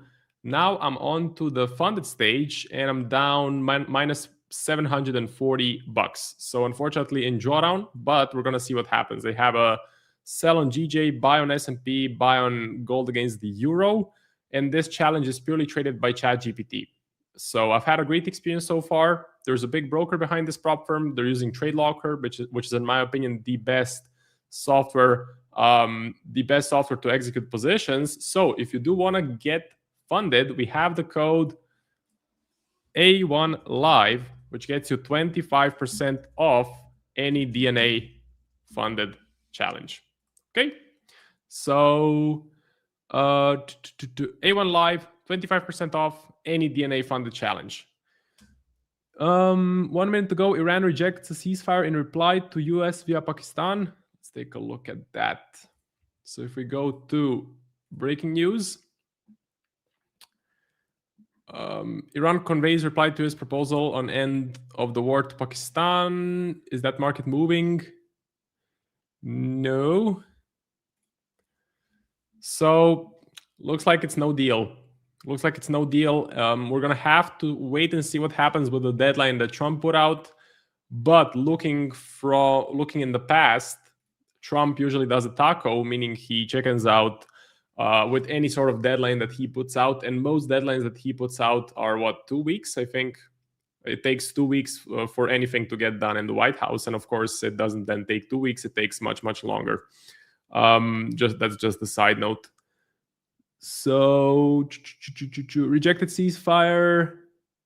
Iran demands a permanent end to the war in reply to US. Yeah, I have a bit of a delay because it's the free version. So let's check the markets. If we go to the DXY, I mean, the markets are not really moving much as far as I can tell. If we go to the 1 hour charts, yeah, movement. Very little movement. Let's take a look at the 10-year. Gold. It's just old news. I think the markets are no longer. Surprised by no ceasefire or no agreement or just the conflict being in a stalemate and just continuing as it is. That's how the markets are priced in at the moment for a prolonged conflict, I would say. And oil is just going to keep on trickling higher. By the way, I am in a buy position on oil. I took 50% off at 111. The rest is running. My stop loss is at 95.71. We have almost hit the swing highs that we had recently. I'm in a sell on USD JPY, betting on a possible intervention. And I'm in a sell on Swiss yen, also betting on an intervention, not just from the Bank of Japan, but also from the SNB, which is the Swiss central bank. So let's do the giveaway right now. Let me go to the list of all the submissions. Today is the 6th of April. Okay, just a second. 6th of April. Let's copy all of the names. Go to the wheel, post, spin. Let's see. So it's a 5K one-phase account, just to remind you. Abdul, I don't want to butcher the whole name, but Abdul, congrats on being the winner. I will send you the link to the free challenge after my segment ends, okay? And as a reminder, code A1Live gets you 25% off. The info is in the comment section. I have the Nikkei on the watch list. I would love to buy the Nikkei, as you probably know, because if you have been following me in the last 1 to 2 weeks. So the Nikkei is my favorite stock index at the moment. I'm waiting for a ceasefire. I'm waiting for a clear ceasefire. Words don't matter. Actions do.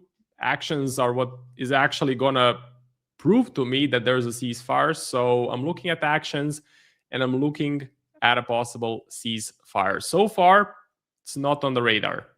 Gold, I want to buy gold, but I'm waiting for a bullish reading on the EdgeFinder. So I'm waiting for the EdgeFinder to flip bullish right here under bias, and then it's going to be game on to buy gold. I think gold should start acting as a safe haven sooner or later. So let's see if my breaking news have loaded. Yeah, so Iran rejects a ceasefire in reply to the US via Pakistan. One thing that I don't know, how can Pakistan have nuclear weapons but Iran can't? I don't know. Maybe I'm missing something, but that's weird. Essentially, I want to buy gold. I think it's going to go up. I think it's going to start acting as a safe haven sooner or later. Yes, if the 10-year, if the bond yields keep on going higher, then gold will sell off. But I think we could get a pump on gold. I think that could happen, especially if we cross that 20 MA. It's going to be a nice level for me to buy, nice level for me to get in, aiming potentially at all-time highs. I think that is fine.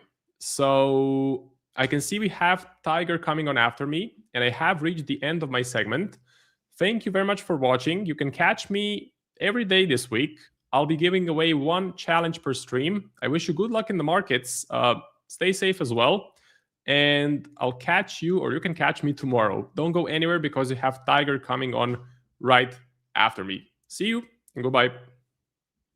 This next segment of the live stream is proudly sponsored by the one and only Ola Prime. Ola Prime is easily one of the most impressive prop firms that I've come across with an incredibly professional team. They offer fast payouts within 1 hour, up to 95% profit splits. They have the largest number of trading platforms. I mean, just take a look at this list. They have MetaTrader 4, MetaTrader 5, TradeLocker, DXTrade, MatchTrader, and CTrader all available to their traders. And that's just for the Forex side. On the futures side, they have DX Futures currently, with Tradeovate and NinjaTrader coming soon. Ola Prime has one of the widest selections for challenges and funded accounts that I've come across, with a wide range of account balances you can choose from, like 5 all the way to 200K. And just take a look at the variety of different challenges you can choose from to fit your trading style. They have a 1-step or 2-step pro accounts. They have the 1-step prime, 2-step prime, direct accounts, Ola Prime, 1 challenge. I mean, you have a wide selection here. And the reason this is so important is that you as a trader have a unique style. Everyone does.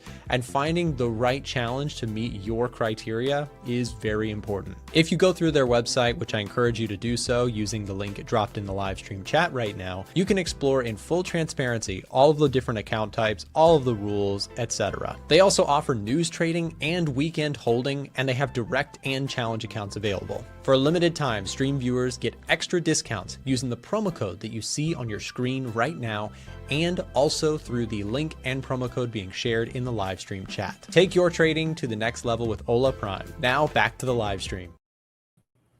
What's going on, everybody? Tiger here, coming on to close the show out for you guys today. Hope you're doing well. Hope you had a wonderful weekend, wonderful, relaxing Easter weekend. I know Saturday I vegged out. I didn't do a thing. It was awesome. Just watched YouTube videos all day. I usually get back into my mindset, usually starting Sundays, Sunday afternoons, as far as starting to take a look at the COT report, take a look at what's changed on the EdgeFinder, and start mapping out those zones for the week. So, yeah. Dawit, yeah, I was just seeing where you put rejection of ceasefire by Iran. Yeah, exactly. They have rejected that, including a recent 48-hour ceasefire offer that was delivered. So, yeah, playing hard to get. Okay. They're playing that prom queen that's playing hard to get right now. So, but yeah, at the end of the day, yesterday, President Trump did, of course, make that ominous post Tuesday, 8 p.m. Eastern Standard Time, and that was it. So it's kind of got a lot of us, I think, on edge a little bit, just wondering if it's going to be a speech, if it's going to be more, something crazy. I don't know. Who the hell knows? So we'll see what comes out of that tomorrow evening. But yeah, today we did just have the services PMI drop. Now, the previous PMI number was a positive number for the dollar. So this obviously does give us a little bearish box when we're taking a look at our dollar heat map, just isolating the dollar and all of its recent high economic releases. But it's still comfortably in expansionary territory. Talking about the services sector over there, anything over 50 on this is expansionary. So, yeah, it was quite a drop, a 2.1 point drop for 56.1, but and of course, it was below the forecast as well, but we are still comfortably up. The dollar remains the strongest currency at the moment. And once this chart updates over here, then I think it'll drop into the 60s, I'm assuming, mid 60s or something, whenever this refreshes. So, yeah, nothing's changed for me anyway this week from last week. It's all about dollar strength and Swissy and Kiwi weakness. Okay, as far as looking to try to sell the Kiwi and Swissy. So that's what I'm looking at for the week. I am still in that pound CAD trade, guys. I told you about on, I think, Friday. I got into it Thursday, but I told you guys further about it on Friday. So obviously Friday was a thinner liquidity day, and I went to close my trade out because I told you guys ad nauseum I was going to close it out. And my broker closed a little bit earlier than it normally does. So I was unable to close my pound CAD trade. But so needless to say, I spent the weekend not sweating it out. I still felt confident in my analysis, but, I felt kind of silly telling you guys about the showing of care and not looking at Sunday gaps to totally screw our positions. And then I go and I do the same dang thing. So, but anyway, yeah, yesterday looking at pound CAD, we did obviously, we had about a 10 pip drop when the market opened, and then it's just been up ever since. So, in hindsight, yeah, obviously I'm glad I stayed in it, but did I Am I really that excited about it? Not really, because I told myself I was going to close out and I didn't. So yeah, needless to say, I need to understand the timings of my brokers a little better, make sure, pay attention to the emails, guys. You guys have probably noticed this for whatever brokers you have, whether it's a, cash account or challenge account, especially, they tend to send you an email saying, hey, just so you know, we got an upcoming holiday schedule. This market may close at this time or whatever. I failed to see it, so my bad, but I lucked out. But again, we did bounce off that 4-hour demand zone back here, so I still felt confident in it. Now, we are currently bouncing into this supply zone area right here. Okay, that's why we're getting these wicks. So I still think that we'll be able to push through it. You guys remember I'm targeting up here at the 185.20 area where I've got that green line. So that remains my target. I'm going to try not to let this 1 hour supply zone scare me off. I mean, it did have a pretty good drop down, pretty good gap, showing some inefficiency in this particular spot of the market.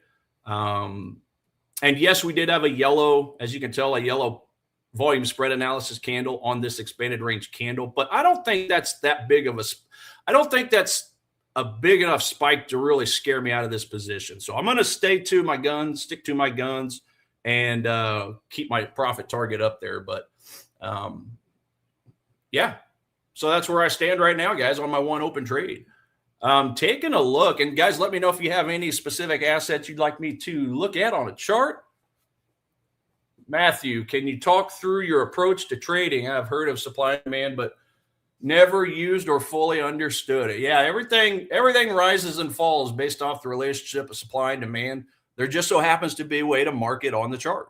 And it really has to do with consolidation points followed by really strong pushes up or drops, okay, determining if it's a supply or a demand zone. So the idea is, the concept is those consolidation points is where you had a temporary agreement, a temporary fair market value of price. And then at some point, either supply is going to exceed demand or demand is going to exceed supply, and price is going to violently push out of that consolidation. So when you get those pushaways, those expanded range candles, like I showed on this example here, okay, this just looking over here, okay, this is agreement. This is a temporary agreement between the buyers and the sellers. You can look at it one of two ways. They're either agreeing on price or they're fighting it out and nobody's winning. But at some point, supply or demand is going to exceed the other. In this case right here, supply exceeded demand, so we had price pushed down. Now, I was making my buy off of this 4-hour zone because over here you had a basing and then demand exceeded supply, so you had a push up. And there's a few, odds enhancers I use as far as determining if that zone is strong or, if it's an institutional type zone or if it's just a retail supplier demand zone. But the simple way to look at it is try to avoid the retail chop zones. Like we look right here in this kind of orange box, as you can kind of see in the background. Here, let me do this. Turn that off. So you kind of have a little bit of a faint orange box. That just very simply means contraction, okay? Contraction, consolidation, the start of a zone. And then at some point, price leaves that zone when demand exceeds supply or vice versa. So, but what that is to me is a little more of a retail area. There's not a whole lot of institutional type activity taking place because they tend to go for the more extreme areas. And so for me, I avoid this here, and I wait till price goes a little deeper and gives me a little cheaper of a price. So there's, that's the basic, is just saying, hey, where is supply exceeding demand? Where's demand exceeding supply? And those consolidations before the moves tend to have unfilled orders in that area, to where when price retraces, the rest of those orders get filled because, as you guys know, a bank, a hedge fund, they're trading very, very, very large position sizes, much larger than you and I, much larger than Nick, okay? So they can't just fulfill their order at once. They kind of have to layer their order in, or accumulate, if you will. So if they start accumulating, but price runs off before they have a chance to fill their order, well, they want to wait until price comes back so they can fulfill the rest of their orders. So that's just like a 30,000 foot view of supply and demand. But Yeah, as always, it's not just the zone I look for. I look for other odds enhancers as well. Okay, moving averages, RSI. Sometimes I'll use well, there's a list of other things, but that's the main things: RSI, VSA, volume spread analysis. But anyway, let's see here. Matthew, you know, I kind of have just played around with VSA, volume spread analysis, as far as seeing where the big amounts of activity are taking place. As you guys know, in currency trading, we don't have centralized volume, so we kind of have to play. We kind of have to get creative. And the one that's helped me the most is using volume spread analysis, kind of your tick volume, so to speak. So you know, in a short, easy to, you know, the short answer is I look for big candles down here at the creation of, or the candle leaving the consolidation. So that's typically what I do. You know, unless you're everybody in GameStop entering the same place, you're not going to typically see a lot of these big expanded range candles down here, talking about the yellows or the occasional reds that we get from retail. Okay, again, we're not placing $1 million orders, so the institutions are. So this is kind of a little bit of a footprint, if you will, just showing where they're really getting engaged. So, you know, I like to see these expanded range candles, not so much on the basing, but really on the leg out. When I see that, then that tells me that's, you know, that's institutional type activity taking place, if that makes sense. So that's kind of a quick answer to that. Zenny, you're in a pound Kiwi. Let's look at that for you. And just taking a quick look over here, we got a lot of stuff on the EdgeFinder today, guys. I know the middle part of last week, we had our embarrassment of riches. It kind of thinned out for like a day, and now we've just got everything and its uncle back on the list. So pound Kiwi, yeah, the very top. That's right. That's the very top one. So as far as what I'm looking at on pound Kiwi, now I'm already in a British pound currency trade, so I don't know that I'm necessarily looking to enter a second pound just so I don't double up my risk. But if I weren't in that pound CAD, then it looks like I've got an alert down here at 2.30. Sorry, turned my phone off. 2.30 area. Now that's a zone that's already been hit. Talking about this one over here. Looking up through here, we did finally break through this overhead supply back here, right in this area, before retracing and climbing higher. So a series of higher highs and higher lows, and now it's just kind of basing and consolidating. And I personally don't really like any of this right here. Too choppy, congestion-y, retail trading-y, if that's a new word, I just made it up. But that's basically what, to me, the way I trade, this is all just one big congestion, one big retail chop zone. So this is kind of the example I was talking about earlier. When I'm looking for supply and demand zones, I don't typically want to find one in this area because of all this fair market value. Okay. I want to be finding my zones deeper down, like down here, I've got one, okay, much deeper down. So it's a ways away, but a pound Kiwi is our strongest currency pair, right? So it may not even give us a chance in heck to come down here to this zone of demand that I've got mapped out. So you're in a retail area. Okay. It's definitely a pricey area. The good thing is we have broken the structure, so that may give you a little more push up. Now, what have I got drawn up here? I've got a blue line. If I go all the way back, okay, so it's a former resistance point. Now, I don't know about you guys, but I do like to look quite a ways back at times to see where price turned violently at one point. So that's why I identified this spot up here at the 2.32 area as a former very strong resistance point where price just cratered. A little bit of resistance here, and it looked like it didn't really respect it a whole lot other than these 2 points back here. But yeah, just be careful about that. You know, this is always a good thing to do. Again, you know, some may think that that's too old and it's expired, but I don't. I mean, you go to a daily, go to a weekly, and start looking for points like this, guys, on your own, and just see if those spots get respected. If they don't get respected, ignore them. But if they get a if they get a bounce even once or twice, I'll keep it in mind for when price eventually comes back around to it. So, but yeah, as far as pound Kiwi, yeah, just to finish that out, I mean, it's got us a nice push up, and really the main resistance I see as far as overhead supply is that yellow box up here. Okay. So to me, I would look at this as a daily supply because you had a gap coming out of it. You had about what, 6 or 8 red candles coming out of it. It broke structure points along the way. That's a pretty good area where if I were in a long position, by the time price gets up to this area right here, okay, I might be thinking about either getting out of my trade or selling half, or, you know, kick the rest maybe to the top or something like that. So yeah, I think you got a ways to go. Good 50, 75 pips before you might start thinking about that. But you're in a good trade as far as I'm concerned. Pound New Zealand, #1, and it's on its way up. So good stuff. Let's see here. Hey, adorable possum. Is James hopping on to? No, I'm the last one. Speaking of possums, my cat would not leave me the heck alone today.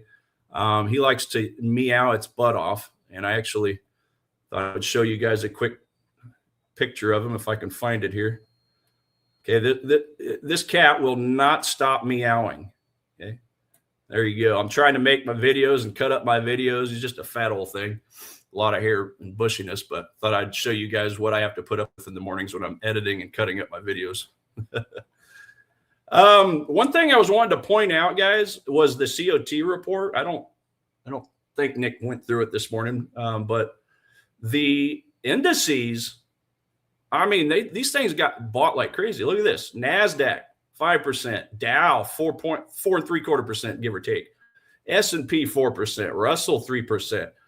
So they're looking good from kind of a sentiment analysis point of view. And then, of course, if you go down into the put to call ratio on these things, just looking at the options market, NASDAQ is still in neutral, but it was up here in the very high put volume just a short while ago. Dow is actually way high on the put volume. Okay. These are bearish bets the average options traders making, which we look at as contrarians for buys. And then not only that, but then you also had the S&P, which was pretty neutral as well, but close to the high put volume. But, and I think Nick touched on this on his weekend videos, these assets, they're just not, look, higher time frame, they're not really giving us a clear signal yet because they're still in downtrends. Okay, there's your S&P on the right. This is a daily on the right, and then over here on the left, I got a 4-hour, just so you know the difference. But I've got my 8 EMA, which is the solid red, under the 21 EMA, which is the lighter red. So that to me is still just too bearish. Okay, there's your NASI. Same thing on the Dow. So I totally agree with what Nick said on his weekend video. For me to really get excited about these bullish signals that we have over here, okay, Dow +9, NASDAQ and S&P +8, we really need to start seeing some type of, higher highs and higher lows, and we just don't have it right now because all we have over here, even on a 4-hour chart, is just, nothing but lower lows and lower highs. And we kind of did create a little bit of a double top-ish, rejection up here back on Wednesday, back on Hump Day, on April Fool's Day. And so we just need more information, guys. As much as nice as these scores are looking on the EdgeFinder, we don't yet have the technicals in our favor for the higher time frame, right? For the more shorter term swing trade style or mid-term swing trade. Like I'm a short-term swing trader, so I'm in trades 1 to 4 days typically. I need a series of higher highs and lows before I can get excited about buying. Because if we buy anywhere down here, I mean, you guys see I did draw out a demand zone down here. Well, it would be I think it would be front running it. So I still want to see what happens if and when it bounces, And if you really wanted to if you really wanted to start digging into the noise a little more, well, if we go to a 4-hour on the higher time frame chart, well, now the picture looks a little better. We got our 8 above our 21. But we still don't really have a higher high. So we got a low, we got a high, we got a higher low, and we're just basically, even with the previous high. So even at that, it's still not giving a very good signal. I would really need to see, something like this to start getting excited about it. If we were to use the 4-hour as our higher time frame instead of the daily, because the daily is not printing up the picture yet. Okay, again, the 8 remains below, and that's easy to see from anywhere, lower lows and lower highs. So all I'm saying is just be careful with the Dow, with the S&P, the NASI. Yes, they're printing, some really nice bullish scoring when we're taking a look at the fundamentals and even the sentiment, like we just saw on the put to call and the COT. But there's three legs to this three-legged stool we call analysis: fundamental, sentiment, and even though in some of our opinions the technicals are probably the least important, it is still important. So just be careful on that. But again, if you're digging down into the noisier time frames, the 4-hour at least does give us, a little bit better of a look as far as taking advantage of some longs. But I'm staying out of it, okay? Because again, my favorite time frame is daily 4-hour. Swiss yen, crypto meat. I love your name, by the way. Crypto meat. I love it. Let's go have a look at Swissy. Swissy obviously is the weakest currency. Go back over here real quick to our surprise index. Swissy on the fundamental analysis is, it's basically below the basement. So they're in the basement and they dug a hole through the concrete and then they kicked the Swissy off into it and covered it up with dirt and cement. That's how low the Swissy is from a fundamental standpoint. So just keep that in mind. And then the yen, it's not the strongest either. Okay, it's a 42. So I would say it's a little more on the neutral side. I think I've told you guys before, if it's like 40 to 60%, I don't really pay that much attention to it from a fundamental standpoint until it starts going either above 60 or below 40. So Swiss yen, have a quick look over here because I don't remember. Oh, come on. Swiss yen. I don't think that one was on our list, was it? Swiss yen. Yeah. It's neutral. But yeah, if we just look at the technicals, go back to a daily over here on the right. So 8 is below the 21. That's definitely, a little bit of a series of lower lows and highs, especially when we look at it on the 4-hour. Lower lows, lower highs. But if you're looking at like just a technical only read on this thing, which as you guys can tell, I haven't looked at this for a while because I got a bunch of old drawings up here. Get rid of some of this crap. Okay, if you're just looking at technicals only, we do have our 50 on the 4-hour chart. We got our 50 below our 200. So that's in agreement with the 8 below the 21 on the daily. And then I do have a supply zone drawn up on, I think, a 1-hour chart up here. So if EdgeFinder was giving us a bearish signal, which it's not currently, then I would possibly be interested in this supply up here at the 201 almost area. Yeah, basically the 201 area, because it's given me a lot of really cool signals. Okay. I got a runaway gap to the downside showing an inefficiency. I've got obviously a couple 1-hour candles of consolidation. So this is where, in my opinion, the unfilled orders are hiding. Okay. You had a lot of red candles. You broke structures. You kept on going. For me to get excited about this trade, I would prefer that it would pop up fairly quick, because I would want to maintain my 50 EMA, which is the light blue, below the dark blue, which is the 200. My RSI is already at the extreme, or it's already at the overbought level of 80.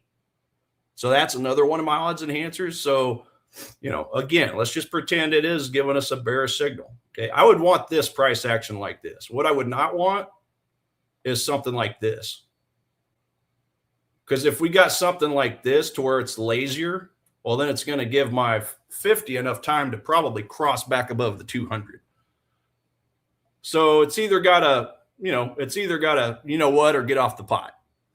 But, because I like everything about the technicals. And the other thing I like about the technicals is how you kind of have a little bit of resistance right through here, creating a whole bunch of what? Liquidity. A lot of stop loss orders, if you ask me. And these, of course, would be green, right? So selling, push price down, selling, push price down. So you're definitely going to have some liquidity up here.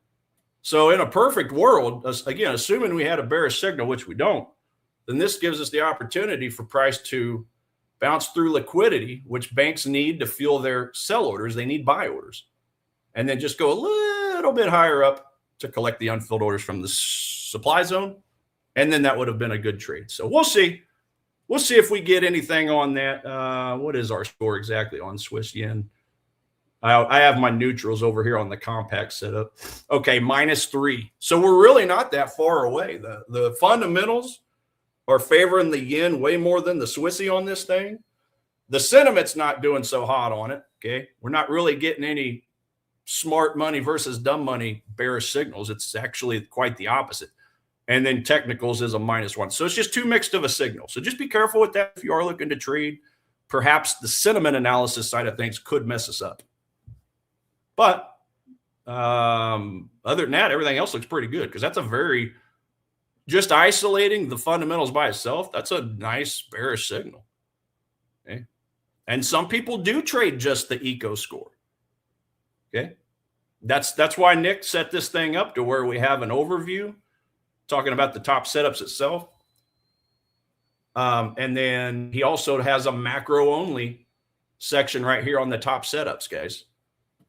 So on this section, if I go down, we'll probably have Swiss yen clear the bottom. There you go. So again, there's 1,001 ways to use this thing, guys, to help you out with trades. And if you feel that fundamental analysis is the only thing that matters to you, it's giving you a bearish signal. But if you feel that the sentiment analysis, the smart and dumb money relationship is important, then it's just not quite there yet. So, and then obviously if it's technicals, it is given a little bit of a bearish signal as well, like assuming we get retraced up to a premium zone, an expensive zone where those unfilled orders are waiting for us. You guys, before I do forget, keep in mind, Nick does have a 35% off code with Ola Prime, company I used to work with and moderate for and live stream for and coach for and do one-on-one sessions for. Quite a bit of items over there, but the code is A1 Live, and there's also that QR code. So if you are QR code on the screen there. So if you guys are looking for another prop firm, definitely give them a look. olaprime.com. They do all kinds of cool competitions from time to time, usually about one a month, where you can go and sign up for free on their site and just create a profile. And just by creating a profile, you can actually enter their monthly competitions, where they have real cash prizes, usually anywhere from like $2,000 to $3,000 for first place, plus a 100K account that you get for free, and some other perks for those top, basically like the top, 5 or 10 traders that finish out the competition. So definitely go check that out. olaprime.com. Again, you can create a brand new account for free. It's not required to purchase an account, but you just create the profile so that you can go do those free competitions. So definitely I urge you to go check that out. And then as always, reach out to me at Trade Like a Tiger on all the socials if you have any specific questions about Ola Prime or prop firms in general, or supply and demand, guys. I've had a few of you chime in of late on there, and I'm happy to help out in any way, shape, or form. If you just want to dig deeper into this thing called supply and demand, okay, I can always kind of send you some resources in that area as well. But other than that, ladies and gents, I'm going to continue monitoring my pound CAD long, and my alarm's going off. So, yeah, I think that's about all I got, guys. Be careful out there. President Trump did leave that ominous post. So let's see what the heck happens tomorrow at 8 o'clock Eastern Standard Time. If it's more, hot air, or if there's actually some concrete, something that we're going to get. Be careful today. Be careful tomorrow. Let's see what he has to say at 8 o'clock tomorrow. And with that, ladies and gents, that's the end of the day. I got to get back to work. Have a wonderful day. Stay safe, and we'll be back tomorrow. Thanks again for watching today's show. Our goal at A1 Trading is to continue to share free value to our audience through daily videos and articles, keeping you up to date with the latest market coverage. If you enjoy our content, make sure to subscribe for more. From all of us at A1 Trading, have a great day, and we'll see you next time.